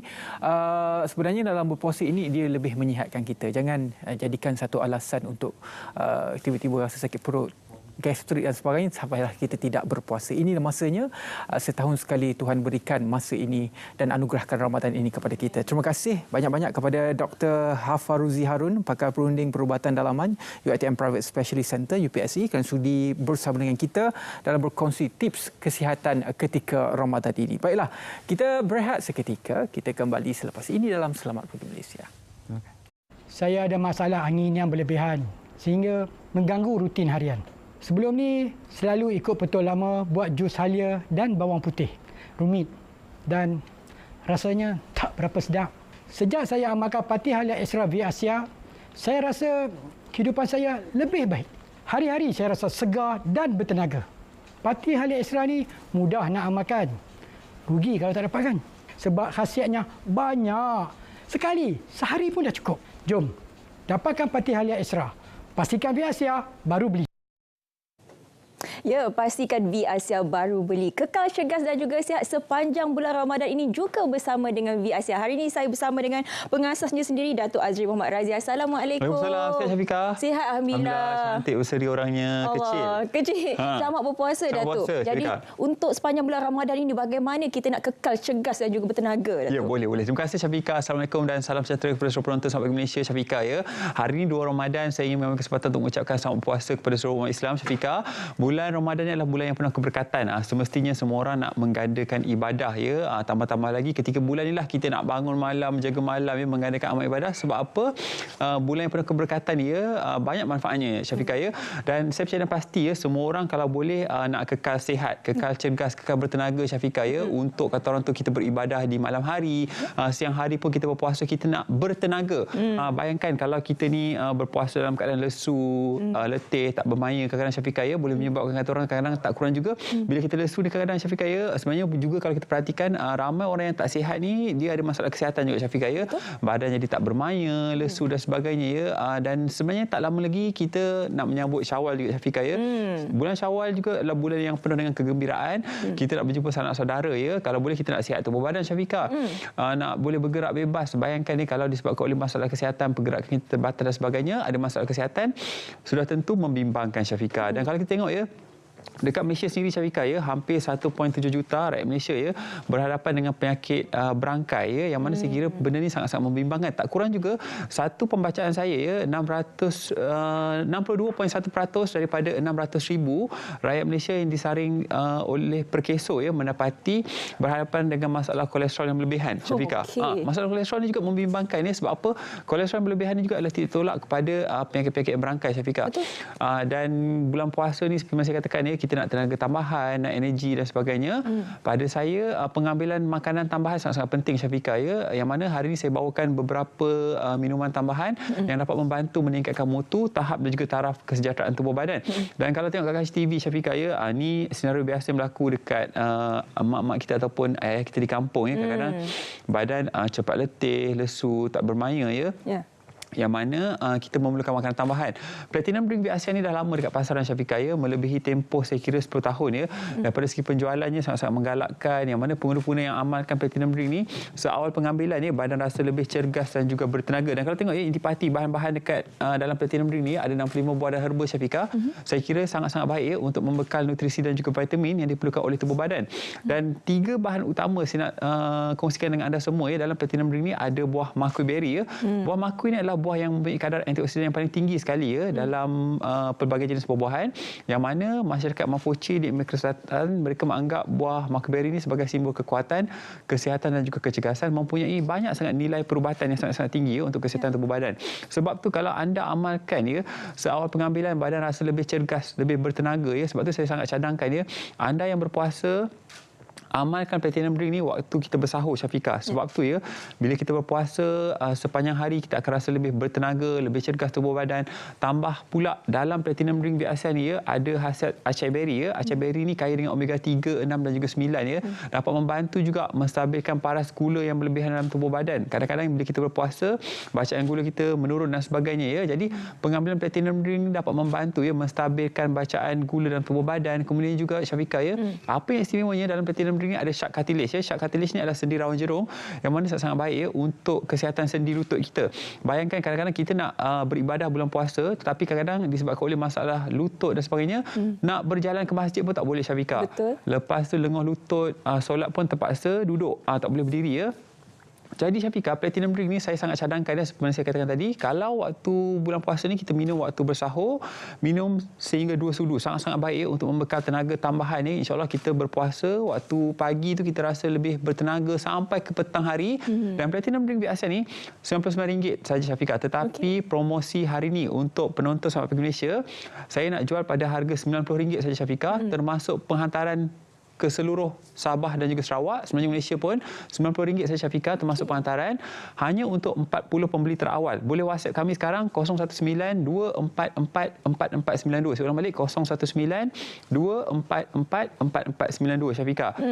Seterusnya juga Syafiqah ya, bulan puasa ni bila kita berpuasa, ramai antara kita yang ada masalah apa Syafiqah? Angin berlebihan dalam tubuh badan. Kadang-kadang lepas kita berbuka puasa tu Syafiqah ya, perut kembung, rasa tak selesa dan sebagainya, pedih ulu hati dan sebagainya. Yang ni sangat-sangat bagus. Sebab apa? Saya bawakan Pati Halia Extra Big Asia. Yang mana Pati Halia Extra Big Asia ni sangat-sangat bagus ya. Yang mana ini menggabungkan formulasi halia bentung ya, dan juga halia hitam. Lepas tu ada bawang putih tunggal, bawang putih hitam, ada sakat inci, ada omega 3, 6 dan juga 9, dan juga kita menggunakan formulasi madu tualang ya, ataupun white honey. Yang mana kalau kita tengok ya, masyarakat orang Cina mereka mengamalkan madu tualang ni untuk kesihatan tubuh badan secara menyeluruh. Sebab apa? Madu tualang ni tinggi dengan antioksidan. Lepas tu kita guna bawang putih tunggal ya, sangat-sangat baik juga untuk kesihatan tubuh badan. Sebab apa? Bawang putih tunggal ni ada 20 senyawa fenolik ya, yang dibandingkan dengan sayuran biasa. Kemudian juga halia bentung.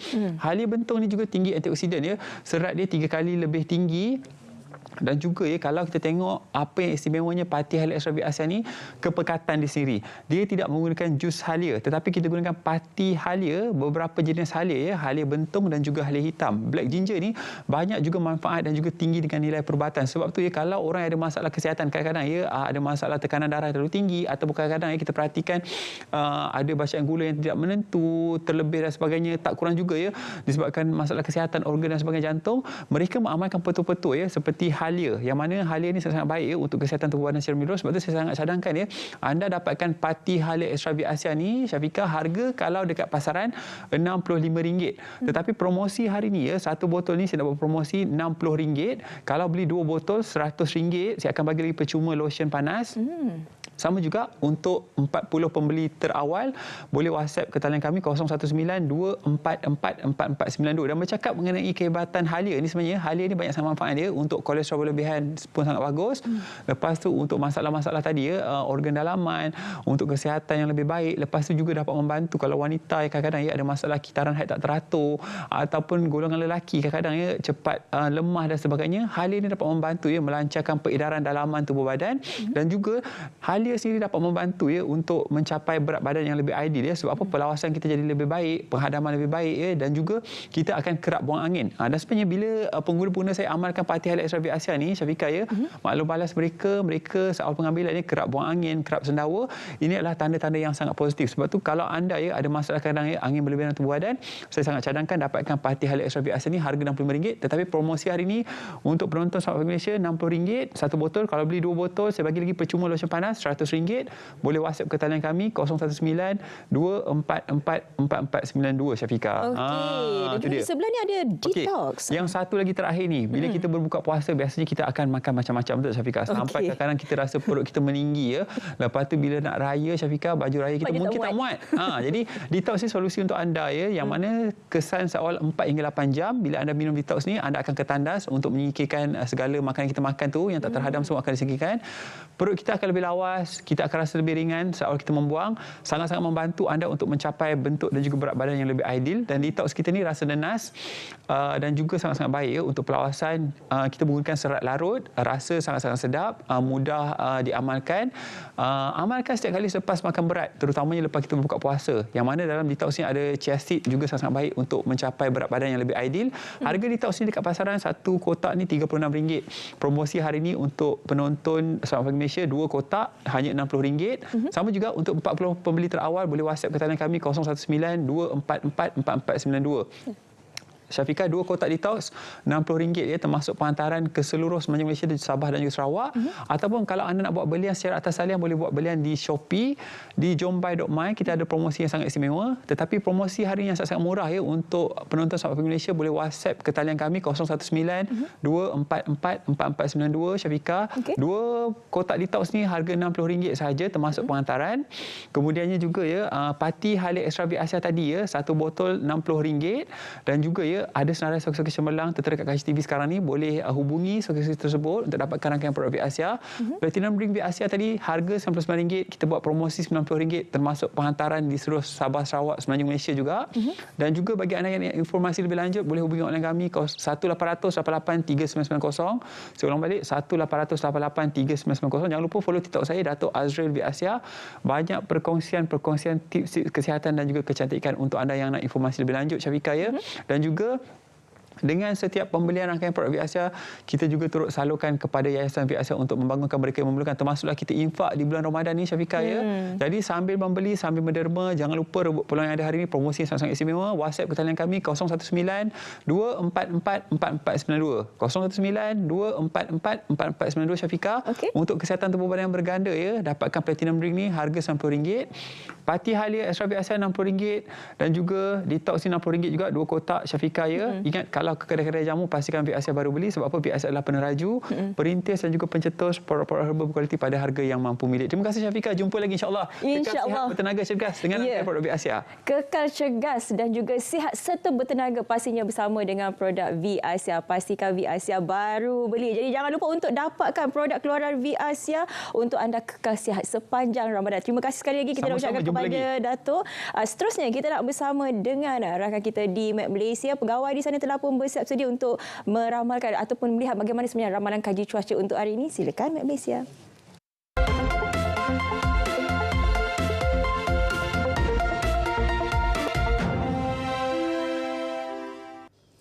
Assalamualaikum dan salam Malaysia Madani, kembali bersama Jabatan Meteorologi Malaysia untuk laporan cuaca terkini. Baik, kita mulakan laporan cuaca pada hari ini dengan melihat kepada paparan carta angin. Rantau negara pada ketika ini masih lagi menerima pengaruh angin daripada pelbagai hala dengan kelajuan yang direkodkan sekitar 10 hingga 20 km sejam. Oleh demikian, Met Malaysia masih lagi tidak mengeluarkan sebarang amaran angin kencang dan juga laut bergelora buat masa kini. Namun Met Malaysia masih lagi mengekalkan status cuaca panas melibatkan 3 negeri iaitu di sekitar negeri Perlis, Kedah dan juga di negeri Perak. Status cuaca panas ini pada tahap 1 iaitu tahap berjaga-jaga di mana suhu boleh mencecah daripada 35 sehingga 37 darjah Celsius. Oleh demikian, orang awam dinasihatkan untuk memperbanyakkan minum air serta mengelakkan sebarang pembakaran terbuka. Baik, seterusnya kita lihat pula kepada keadaan cuaca pada pagi ini. Di sini dapat dilihat keadaan cuaca cerah dan juga panas di hampir keseluruhan negeri di semenanjung Malaysia. Dan keadaan cuaca panas dan cerah ini boleh kekal sehingga ke lewat pagi nanti. Met Malaysia masih lagi menjangkakan keadaan kurang hujan di sebelah petang, terutamanya di bahagian pedalaman, namun keadaan hujan masih lagi berpotensi untuk berlaku melibatkan kawasan di sekitar pedalaman dan juga negeri-negeri di pantai barat, terutamanya di sekitar kawasan Lembah Kelang termasuk di sekitar wilayah Persekutuan Kuala Lumpur dan juga Putrajaya. Keadaan cuaca panas masih lagi dijangka melibatkan kawasan di sebelah utara iaitu di sekitar negeri Perlis, Kedah dan juga Pulau Pinang, juga termasuk di bahagian utara negeri Perak. Baik, seterusnya kita lihat keadaan cuaca di sebelah Malaysia Timur pula. Di sini dapat lihat keadaan cuaca lembap masih lagi berlaku melibatkan kawasan di sekitar negeri Kuching, di sekitar negeri Sarawak, iaitu melibatkan kawasan di sekitar Kuching dan juga pedalaman negeri Sarawak, dan kita jangkakan untuk keadaan hujan ini masih boleh kekal sehingga ke lewat pagi nanti. Di negeri Sabah, keadaan cuaca cerah dilihat di hampir keseluruhan bahagian dan kita menjangkakan untuk keadaan cuaca cerah ini boleh kekal sehingga ke lewat petang nanti. Baiklah, sekian sahaja laporan cuaca daripada Met Malaysia buat masa kini. Sebelum kita berpisah, kita lihat dulu ramalan cuaca bagi bandar-bandar utama di seluruh Malaysia. Saya Linda Hanif, Assalamualaikum dan jaga diri.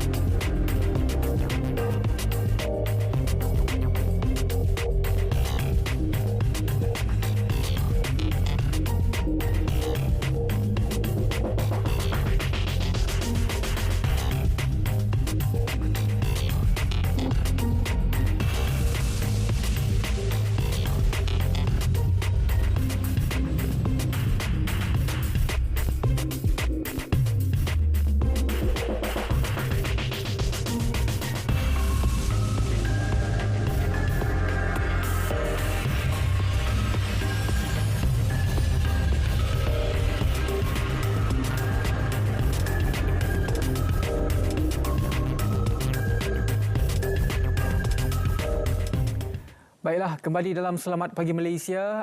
Untuk sekarang ini, kita akan kongsikan kepada anda semua bagaimanakah kita boleh bersedekah dan juga dalam masa yang sama dalam bulan Ramadan ini untuk kita mengingati saudara-saudara kita yang berada di Gaza. Jadi hari ini sedekah iftar buat Gaza. Saya sangat berbesar hati bersama dengan PU Amin ataupun Muhammad Amirul Amin Maula Lokman Hakim, Jurucakap Global Ehsan Relief Malaysia Jeremy.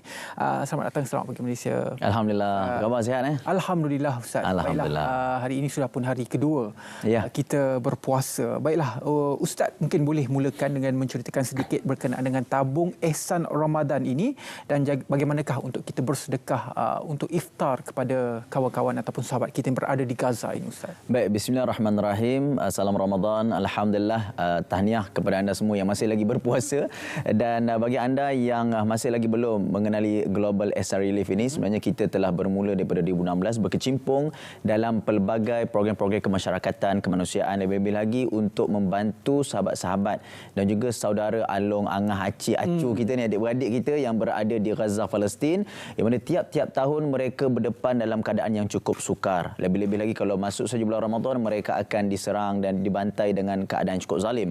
Dan lebih lagi pada ketika ini saya terasa berat hati apabila menonton satu video baru-baru ni keluar dalam satu Instagram yang dikongsikan oleh sahabat kita di Palestin. Disediakan satu tempat untuk penimbang berat. Jadi setiap yang dah berjalan-berjalan ni dah lama tak timbang berat, sebab rumah pun dah hancur, apa pun tak tinggal. Jadi bila disediakan, dia pun datang kat situ, dia pun buat timbang berat dia. Dia kata sebelum daripada waktu ni berat awak berapa? Sebelum perang 90, 80, sekarang 70, 60, kurang 10 kilo, 20 kilo. Dan lebih kita rasa kenapa kita nak buat tajian iftar Ramadan buat Gaza ni, kita tengok hari ini mereka mungkin boleh menang dengan peperangan, tapi mereka kalah dengan kebuluran. Apa kita lihat, bayangkan anak-anak kecil yang kita kata tak logik jugalah, mereka boleh bertahan dalam keadaan sebegitu rupa. Dalam masa yang sama kita boleh tengok juga video yang kita sediakan untuk anda, keadaan yang berlaku di Gaza sekarang. Ya, betul. Kita dapat saksikan juga macam mana hari ini kita tengok keadaan anak-anak kecil kepada ketika ini, mereka dalam keadaan hilang nutrien, badan ni tak ada apa dah, kering. Jadi sebab itu kalau saya berada di sini, sebab saya nak ajak bukan sahaja untuk kita nak pastikan mereka boleh makan sepanjang hari. Itu memang keinginan kita, tapi paling tidak kita dapat tajuk untuk mereka berbuka puasa, nak iftar ni, dan pahala cukup besar. Cukup besar pahalanya. Bayangkan Nabi kata orang yang menaji ataupun bagi orang bangkai buka puasa, pahala orang yang berpuasa tadi dia dapat tanpa mengurangkan sedikit pun pahala bagi mereka. Okey, kita saksikan video ini. Baik. Kalaulah kita sediakan makanan berbuka untuk saudara se-Islam kita pun kita dapat ganjaran pahala seperti mana berpuasa, apatah lagi kepada saudara-saudara kita yang sangat-sangat memerlukan. Antaranya di Gaza, kita tahu dan sedia maklum keadaan mereka dekat sana bukan cerita nak makan apa, tapi ada makanan tak pada hari ini. Kita nak santuni mereka, nak gembirakan sedikit dalam kehidupan mereka menjalani ibadah berpuasa dalam bulan Ramadan. Dan mudah-mudahan dengan sumbangan yang tuan-tuan berikan, bukan sekadar di Gaza, bukan sekadar pelarian-pelarian Syria, bahkan lebih 22 negara yang akan kita santuni asnaf-asnaf di sana yang mampu untuk kita capai, insya-Allah. Ayo bersama Global Ihsan Relief santuni asnaf-asnaf dan fakir miskin, bahkan saudara se-Islam kita yang sedang diuji dengan peperangan dalam program kita Iftar Ramadan di Gaza, insya-Allah. Baiklah, Ustaz, apakah bentuk bantuan yang akan disalurkan melalui tabung oleh Global Ihsan Relief ini? Okey, baik. Kita macam saya sebutkan sebelum ni, sebenarnya kita dah laksanakan 7 misi bantuan ke Gaza. Dalam keadaan peperangan yang baru berlaku ni, ramai yang kadang-kadang dia rasa macam ragu-ragu atau bersangka-sangka nak bagi bantuan kepada Global Ihsan Relief ni sebab kita nak salurkan kepada Gaza. Tapi sebenarnya 7 bantuan misi kita dah salurkan kepada wakil kita di sana, dan antara bantuan yang kita akan berikan adalah tajaan iftar dan sahur, nasi, daging, ayam, sayur, bahan keperluan, kemudian buah-buahan, bantuan pek makanan Ramadan, kit keperluan, lebih penting untuk kit kebersihan diri, kit keperluan untuk wanita, kit bayi, tajaan roti berkelan air bersih, tajaan iftar Ramadan bagi jemaah Muslim di Al-Aqsa yang melaksanakan salat di sana, dan juga tajaan iftar bagi 10 Ramadan terakhir dan hadiah hari raya untuk anak-anak yatim. Sebab itu bantuan ini kita laksanakan sebelum Ramadan lagi sebenarnya. Awal pra-Ramadan dan juga pasca Ramadan kita salurkan sumbangan-sumbangan ini dan juga set pakaian hari raya supaya mereka dapat melaksanakan ataupun meraihkan dan menyempurnakan Ramadan dan raya mereka dalam keadaan yang cukup istimewa. Baru ni satu juga gambar yang saya tengok semalam, ada satu orang lelaki dengan anak dia dikongsikan gambar Ramadan tahun lepas, cantik dekat rumah pakai jubah cantik, anak dia siap ada pegang fanus iaitu macam pelita Arab. Untuk tahun ini mereka beraya dalam kemah pelarian. Saya rasa macam subhanallah, macam mana kita boleh saksikan kalau kita Tak tahulah macam mana agaknya. Tahun lepas raya kita seronok. Tahun ni puasa kita dalam keadaan kemah kita yang penuh dengan air banjir, dengan bau busuk. Sebab itu hari ini kita nak mengajak seluruh rakyat Malaysia yang menonton pada pagi ini, yang Allah Ta'ala izin dan rezekikan untuk kita melihat pagi ini. Sebab apa Allah Ta'ala izinkan? Sebab Allah Ta'ala nak gerakkan hati kita untuk membantu mereka-mereka yang berada di Gaza, Palestin, untuk mereka dapat jamah makanan yang makanan itu datang daripada hasil duit poket kita. Jadi sebab itu tuan-tuan dapat saksikan bagaimana segala keperluan dan sumbangan ini kita salurkan dengan penuh sistematik. Kita pastikan bantuan-bantuan ini sampai tepat kepada mereka yang perlu, dan bantuan iftar makanan ataupun iftar Ramadan ini untuk Global Isar Relief ini sampai kepada mereka-mereka yang cukup bergembira. Dan makanan-makanan yang kita berikanlah makanan yang berkualiti, makanan yang berzat tinggi dan baik. Dan untuk apa? Untuk mereka terus berjuang dan terus hidup pada ketika ini, ketika mereka berperang dan juga ketika mereka terpaksa melalui kehidupan yang cukup sukar di Gaza. Kita ada wakil-wakil kita yang memasak, yang menyediakan makanan bersahur dan juga menyediakan makanan berbuka, nasi yang cukup panas, yang cukup indah, yang cukup lazat kita berikan kepada anak-anak ini. Dan saya teringat waktu ketika mana kita mengedarkan makanan dan juga mengedarkan pakaian sewaktu saya berada di Syria, pernah saya berada di kawasan Palestin, pernah bagaimana mereka datang merebut, mereka datang peluk kita, syukur, terima kasih, syukran, diucap terima kasih kepada kita. Dan sebenarnya terima kasih itu bukan datang daripada kami. Kami hanya menguruskan, dan terima kasih itu kami sampaikan kepada anda yang menyumbang pagi ini. Lebih-lebih lagi dalam bulan Ramadan Al-Mubarak. Pada awal ini adalah Ramadan, bulan menggandakan sedekah. Ma naqasat sadaqatun min mal. Nabi sebut, Nabi tekankan, tidak berkurang harta kita kerana sedekah. Lebih-lebih lagi sedekah itu sampai kepada anak-anak, adik-beradik kita, saudara mara kita di Palestin, di Gaza. Mereka akan mendoakan kita. Jadi ini peluang kita, Ridwan. Peluang kita, Allah Ta'ala rezekikan kita menonton pagi ini bukan saja-saja. Sebab bersebabnya untuk kita pastikan mereka dapat jamah makanan hasil daripada kita, dan tertulis dalam nota buku amalan kita yang kita membantu mereka di Gaza, Palestin. Ada juga berpendapat bahawa untuk memberi sumbangan ataupun sedekah itu mungkin kita dalam bulan puasa ini yang dekat itu kita ada arsnaf, anak yatim, gelandangan dan sebagainya. Ada juga yang mengatakan bahawa kita perlu dekatkan dulu, kita perlu berikan sumbangan yang dekat dahulu berbanding dengan yang jauh. Bagaimana? Ya, betul. Sebenarnya hasil sumbangan yang diberikan, saya bagi contoh 10. 10 itu 7 kita berikan kepada Gaza. 3 boleh jadi diberikan kepada saudara mara dan juga orang tempatan yang dekat dengan kita. Dan dalam keadaan seperti ini, yang terdesak itu, yang memerlukan itu adalah sahabat-sahabat kita dan adik-beradik kita di Gaza, ibu ayah kita di Gaza yang hidup dalam keadaan penuh kekurangan, mereka dihina, mereka dizalimi. Jadi keadaan yang memaksa itulah menyebabkan ada portion yang lebih untuk kita berikan kepada mereka tanpa kita meninggalkan bantuan dan sumbangan kemanusiaan dan kemasyarakatan untuk rakan-rakan umat Islam dan juga masyarakat rakyat kita di negara kita. Dan sebenarnya Global Isar Relief telah banyak melakukan program-program bantuan kemasyarakatan dan kemanusiaan dalam negara dan juga luar negara. Jadi hasil daripada iftar Ramadan ini kita sampaikan kepada mereka depan pintu kemah pelarian mereka. Jadi kita dapat lihat bagaimana mereka menyambut, mereka nikmati, mereka dapat memastikan bahawa tenaga mereka datang daripada hasil sumbangan iftar kita. Dan kita tak lupakan juga untuk memberikan bantuan kepada sahabat-sahabat saudara mara kita, saudara se-Islam kita yang berada di negara kita. Dan alhamdulillah kita lebih kurang kita letakkan ribuan pack makanan kita nak adakan untuk sahabat-sahabat kita di negara kita. Dan Ihsan Ramadan 2024 ini khusus kita nak taja ribuan lagi pack makanan iftar Ramadan di Gaza, Palestin, sampai ke Al-Aqsa. Makanan kita sampai di bumi Syam, bumi yang barakah, bumi Isra' Mi'raj, dan sampai di Gaza, bumi yang cukup berkat, bumi yang sangat dicemburui oleh Zionis. Jadi pada ketika inilah kita berusaha bersungguh-sungguh. Ustaz, berbaki beberapa minit lagi, mungkin sedikit kata-kata akhir Ustaz untuk menyeru penonton Selamat Pagi Malaysia untuk bersama-sama dengan Global Ihsan Relief ini untuk Alhamdulillah. Terima kasih kepada anda semua yang menonton dan bersama-sama dengan Global Ihsan Relief untuk menggerakkan bantuan Ihsan Ramadan untuk tahun ini, bantuan iftar Ramadan dan juga tajaan pack makanan. Kerana memberi makanan, it'amut ta'am adalah seafdal sedekah. Kita boleh bagi duit, kita boleh bagi baju, kita boleh bagi segala-galanya, tetapi memberi makanan itu adalah sebesar-besar dan seafdal pahala, lebih-lebih lagi dalam bulan Ramadan.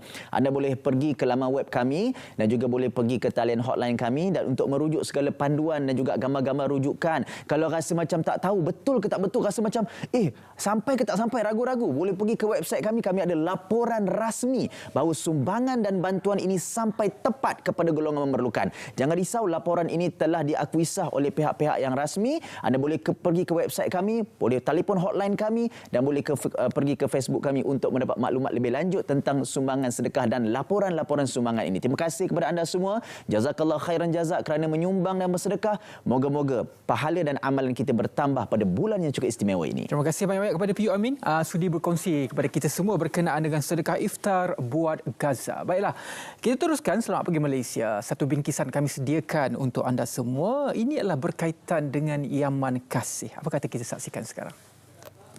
Selamat pagi Malaysia. Pertubuhan Yaman Kasih Malaysia merupakan sebuah pertubuhan yang merupakan pelopor kepada bantuan-bantuan amal di Yaman. Fokus penubuhannya adalah untuk membantu meringankan kesedihan dan penderitaan rakyat Yaman yang fakir dan hidup sengsara akibat peperangan. Yaman Kasih melihat betapa teruknya luka yang mereka deritai, bagaimana banyaknya air mata yang mereka kesatkan dan bagaimana laparnya perut-perut mereka dan juga bagaimana keadaan wanita dan kanak-kanak yang tidak berpakaian. Sempena Ramadan ini, beberapa inisiatif dilaksanakan bagi membantu meringankan penderitaan masyarakat Muslim di Yaman. Antaranya baru-baru ini dilaksanakan satu konferens yang berjaya mengumpulkan pertubuhan badan bukan kerajaan tempatan bagi sama-sama mencari solusi terhadap isu di Yaman. As you know, Yemen now under the war and conflict and war. And the objective of this program, firstly, every year we used to help Yemeni people in Yemen with the basket food and also with the blanket and everything. Ini harapan saya ini sebenarnya supaya masyarakat lebih peka dan lebih memahami mereka yang memerlukan ni sangat-sangat memerlukan bantuan kami dan kita semua. Jadi kita harus fokus sedikit pendapatan kami semua supaya dapat membantu keluarga yang susah atau duafa di Palestin dan juga Yaman. Selain itu, sempena dengan konferens ini, jualan barangan berasaskan produk dari negara Arab ini turut memeriahkan lagi sambutan yang dijalankan. Diharapkan dengan usaha yang dilaksanakan dapat membantu mereka yang memerlukan sejajar dengan saranan Islam membantu mereka yang berada di dalam kesusahan. Selamat pagi Malaysia. Baiklah, selepas ini kita akan ke Sarawak. Rakan saya Fazril sudah pun bersedia cerita pagi di negeri Sarawak. Ini adalah cerita berkenaan dengan suasana pagi. Bukan suasana pagi raya tetapi suasana pagi di Kubah Ria. Fazril, silakan.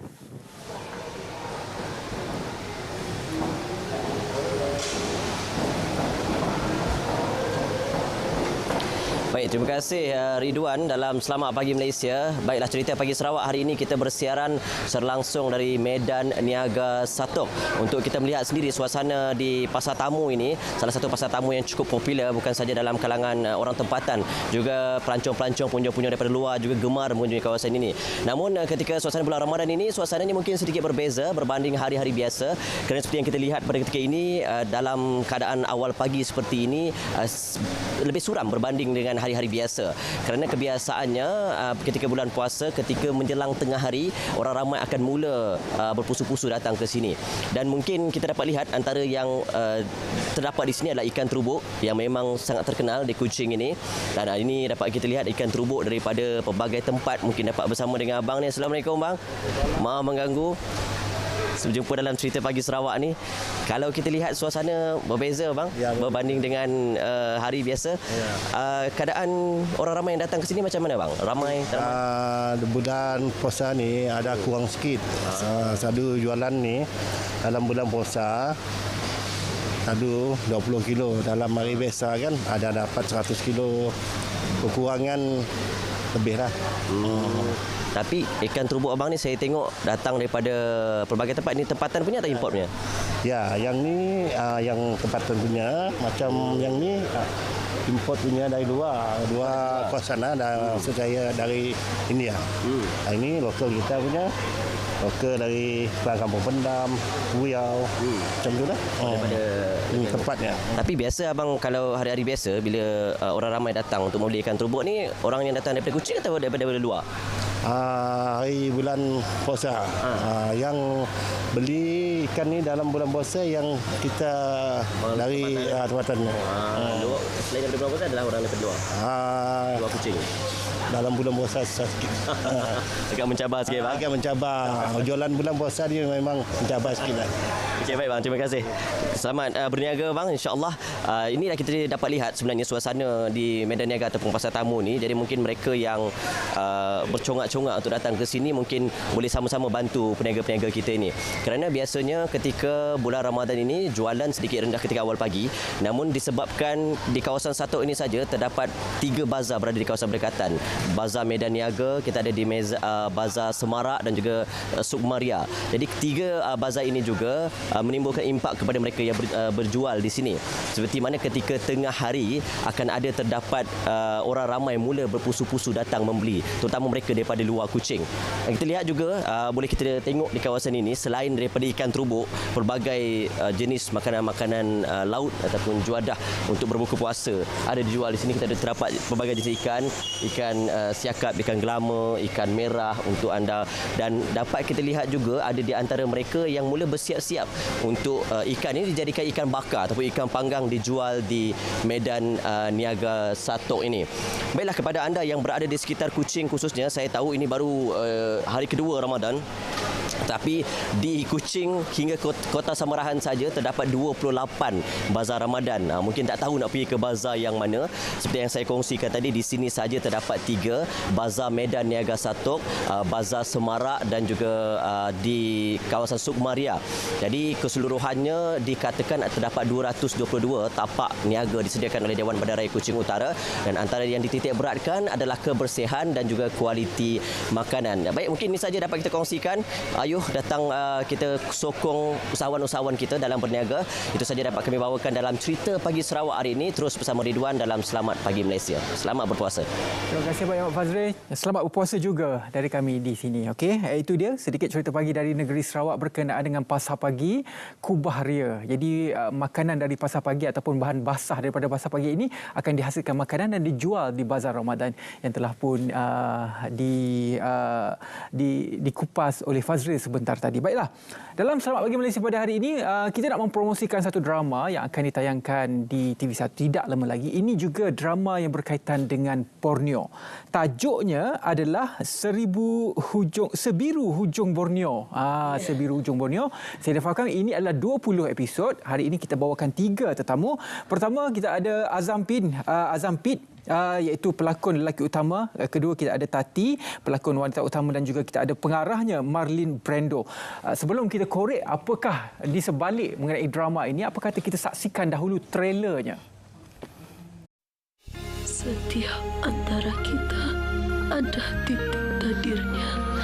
Titik takdir saya bermula saat saya tinggalkan tempat yang digelar Hujung Borneo ini.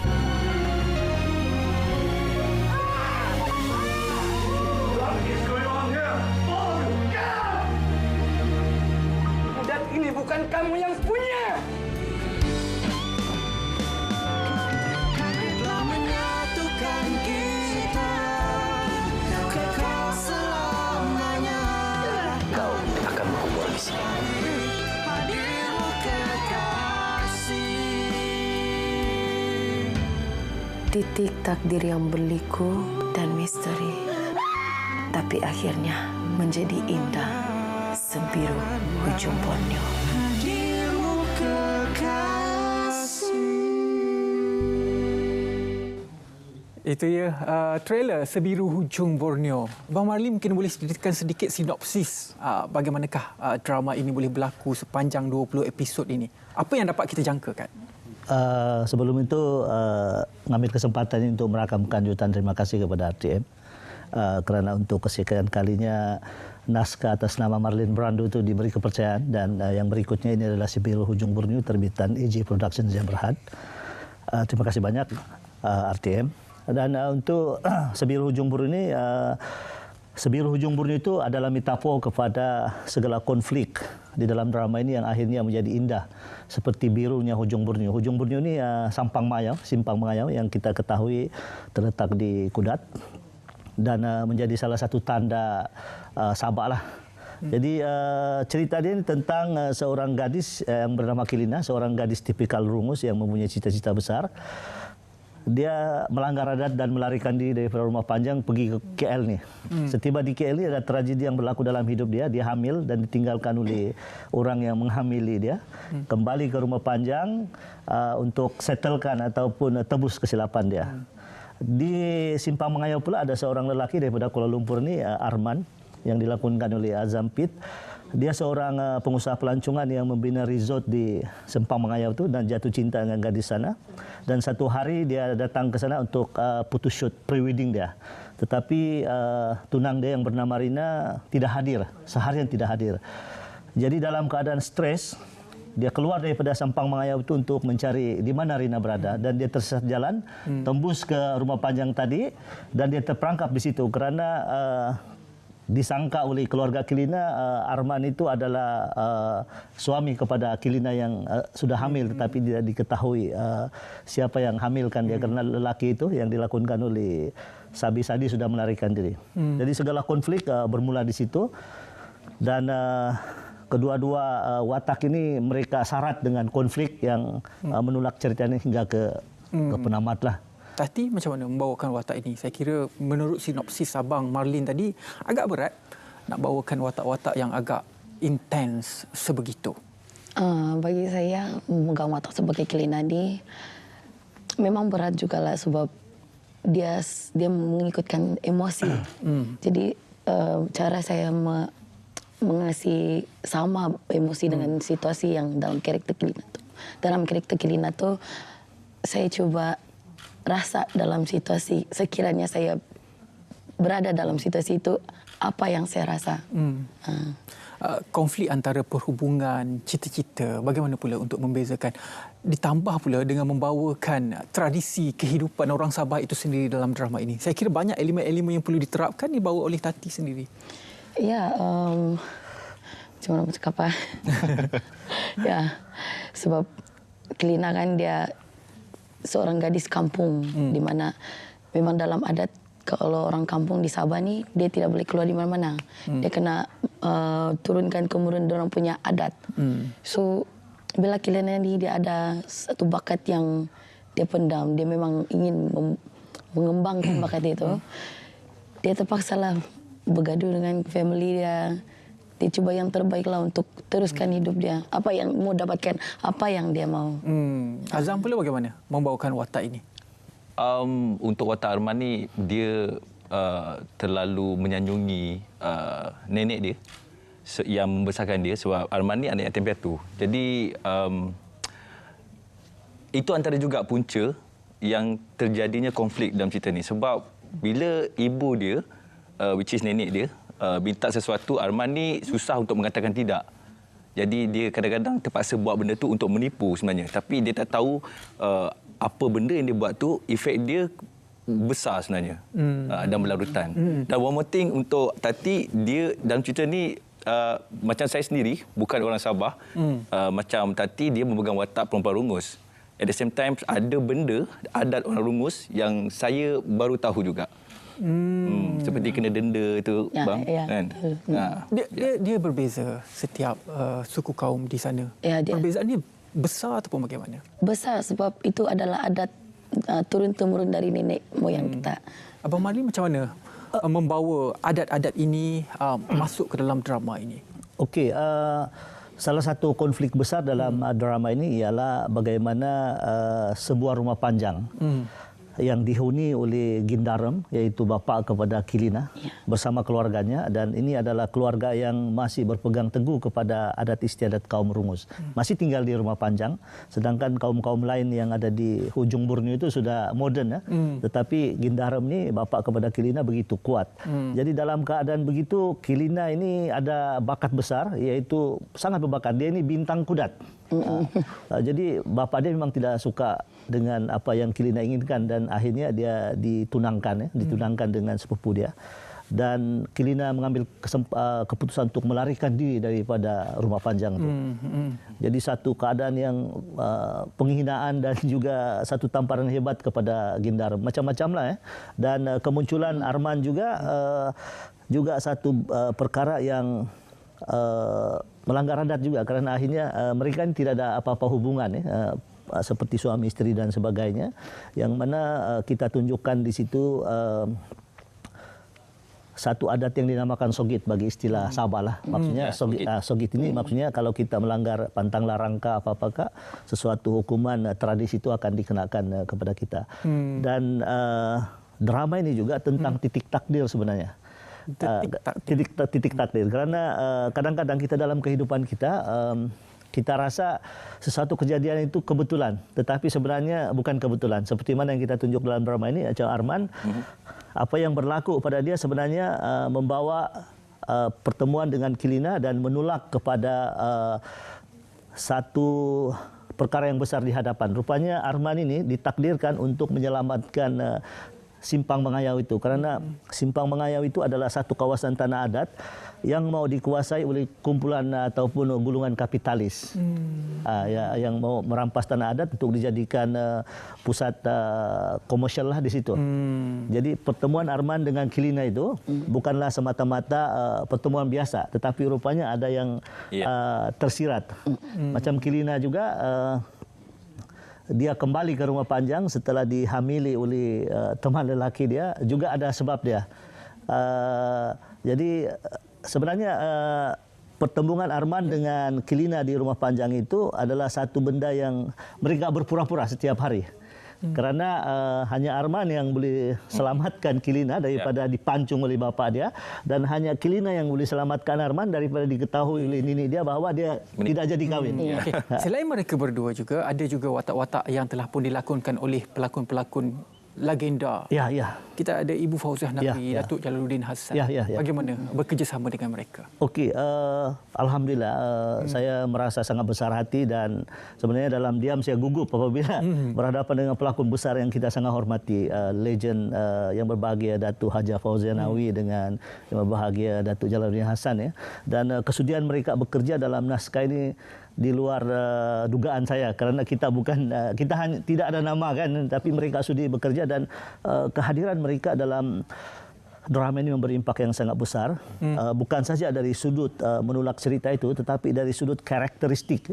Kerana Ibu Fauziah sendiri membawakan watak yang punya twist, seorang nini yang membesarkan Arman daripada kecil hingga dewasa, kerana ibu bapa Arman ini terkorban dalam satu kemalangan di Mekah. Sementara Datuk Jalal pula yang memainkan peranan sebagai Datuk Umar juga ada twist dia, yang mana pada awalnya kita akan nampak dia jahat apa semua kan, tapi di hujungnya dia juga ada satu rahsia besar yang akhirnya mencantumkan menyelesaikan konflik-konflik yang ada dalam drama. Jadi ringkas kata, kehadiran mereka memberi impak yang sangat besar dan memberi nilai tambah kepada drama ini. Dan saya secara pribadi merakamkan sangat-sangat setinggi terima kasih kepada Ibu Haja, Datuk dan Datuk Jalal. Tati, macam mana sparring dengan orang lama dalam industri? Inilah ni. Untuk kali pertama saya jumpa Otai kan orang bilang. Sebab saya pun baru juga dalam industri begini. Berapa tahun? Baru 5 tahun. Oh, 5 Dan ini adalah first time saya jadi heroin dalam drama 20 episod. Lepas itu saya berlakon lagi dengan orang-orang yang sudah berpengalaman lama dalam industri begini. Jadi saya rasa best lah. Sebab kenapa? Saya dapat dorang ikhlas mengajar saya benda-benda baru. Jadi itu yang buat saya senang mau bekerja dengan dorang. Dengan Azam sekali. Azam pula sebelum ini menyanyi, mengacara, sekarang berlakon. Banyak dalam bidang industri ini. Cabaran yang Azam rasa yang Azam momen tak dapat dilupakan sepanjang penggambaran drama ini? Saya lebih mementingkan teamwork. Jadi kalau abang ingat masa terakhir saya rap itu agak sedih lah sebab Tati lagi sedih sebab kita dah lebih 3 bulan bersama daripada sebelum puasa, lepas tu puasa, lepas tu cuti raya kejap sambung balik. Tahun lepas ni? Tahun lepas, yes. Lepas tu bila saya nak tinggalkan, sebab bila dah hujung-hujung tu kan, seorang-seorang dah nak habis, so macam makin kurang. Lepas tu masa saya nak habis tu memang agak sedih lah. Sebab yalah kita dah lama ni kan. So saya rasa dalam cerita ni AJ Production pun baru menerbitkan drama. Ini adalah drama sulung mereka dan mendapatkan tim yang begitu orang kata sangat mementingkan nilai toleransi sesama sendiri, sebab kita Sabah Sarawak kita bercampur, non-Muslim, Muslim pun sama-sama bekerja kan. Jadi macam jadi satu keluarga lah. Itu momen yang paling best sekali lah. Abang Marlin, antara naskah-naskah yang orang kata anak-anak sulung jugalah, yang paling tua. Apa harapan untuk melihat naskah sebegini boleh pergi lebih jauh dan dapat lagi produce untuk another naskah? Untuk diri saya, ini barangkali drama saya yang ketiga keempat lah begitu. Sebelum ni baru lah. Kira-kira baru. Dan saya mengambil kesempatan ini untuk merakamkan jutaan terima kasih kepada penerbit, iaitu Tuan Jasni Muhammad Yaakob dengan Puan Andi Asmi, Datuk Haji Andi Yakin, yang memberi kepercayaan penuh untuk saya buat apa saja dalam drama ini. Termasuklah saya mau mendapatkan Datuk Jalal, Ibu Datuk Fauzia dan pelakon-pelakon lain seperti Dayang Arida, Sabi Sadi dan rakan-rakan di Sabah. Jadi harapan itu, saya harap drama ini bukan saja ditonton oleh orang-orang Sabah ataupun orang-orang Sarawak, tetapi juga dituntun oleh seluruh Malaysia, kerana ini adalah cerita Malaysia. Pertembungan dua karakter Kuala Lumpur dengan karakter Sabah itu bertemu dalam drama Si Biru Hujung Burung ini, tercipta satu konflik dan sehingga ke penamat dia lah. Jadi dia bukan cerita Sabah tapi Malaysia, dan insya-Allah kita janjikan pemandangan yang luar biasa, seperti mana yang diketahui bahwa Sabah itu cantik kan, dan kita memanfaatlah, dan seperti mana tajuknya Sebiru Hujung Borneo, memang keindahan Sempang Mangayau ataupun Hujung Borneo itu kita tunjukkan. Jadi penonton bukan saja menyaksikan satu cerita yang syarat dengan konflik yang menolak cerita, tapi keindahan Sabah, perkawinan Kuala Lumpur dan juga bumi cantik Sabah itu. Jadi anda boleh saksikan menerusi TV OK, iaitu dari Isnin hingga Jumaat, saya difahamkan bermula 14 Mac 2024 sehingga 10 April 2024. Jadi pukul 9 malam anda boleh saksikannya di TV OK. Dia 28 hari bulan. Dah tukar. Dah tukar tarikh 28 hari bulan. Okey. Tak mengapa, anda boleh saksikan bermula 28 hari bulan ini di TV OK bermula pukul 9 malam. 20 episod. Terima kasih banyak-banyak kepada ketiga-tiga tetamu. Terima kasih kepada Abang Marlin, terima kasih kepada Azam dan juga terima kasih kepada Tati kerana sudi berkongsi dengan kita semua berkenaan dengan drama 20 episod Sebiru Hujung Borneo. Kita berehat seketika. Kakak, jangan buat macam tu. Kenapa? Kan ayah ada bagi tahu dulu, tak baik buang sampah merata-rata. Berdosa tau.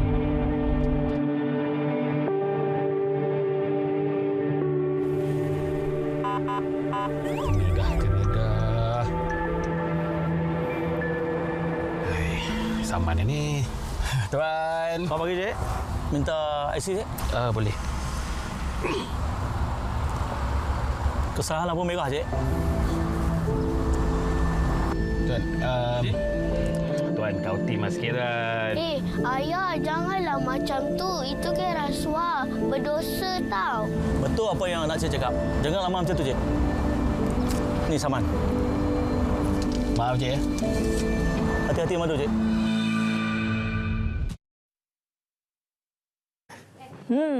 Masih lagi bersama dengan kami Selamat Pagi Malaysia. Terima kasih kerana sudi bersama daripada jam pukul 8 tadi sehingga sekarang. Macam-macam pengisian yang ada. Yang pastinya hari ini bertemakan teknologi. Kita bawakan kepada anda semua sistem hidroponik tadi. Tapi vertical hidroponik. Betul. Menggunakan sistem IoT, Internet of Things of Fruits.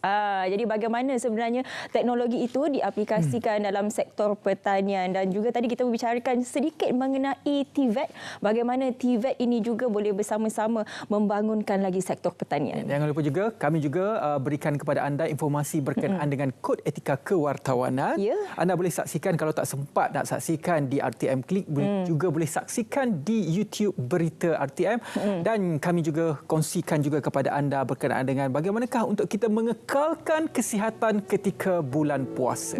Menyentuh mengenai kod etika wartawan itu kepada anda semua boleh layari ke laman sesawang Jabatan Penerangan Malaysia untuk mengikuti lebih lanjut apakah 8 etika utama yang telah digariskan dalam kod etika wartawan dan juga bagaimana sebenarnya kad perakuan media itu boleh memudahcarakan lagi wartawan di Malaysia. Jadi ini merupakan satu garis panduan yang baik sebenarnya, bukanlah untuk menyekat ataupun mengongkong mana-mana kebebasan hak bersuara media khususnya. Dan hujung sekali tadi kami berikan kepada anda jangan lupa untuk saksikan drama terbaru di TVOK Sebiru Hujung Borneo. Baiklah, itu rangkuman Selamat Pagi Malaysia pada hari ini. Terima kasih banyak-banyak kepada anda.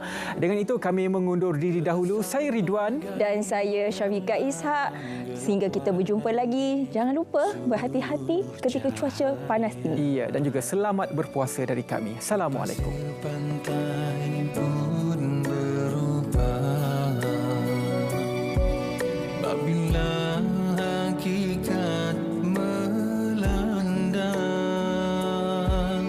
Ketenangan yang kau cari terpancar di lorong sufi.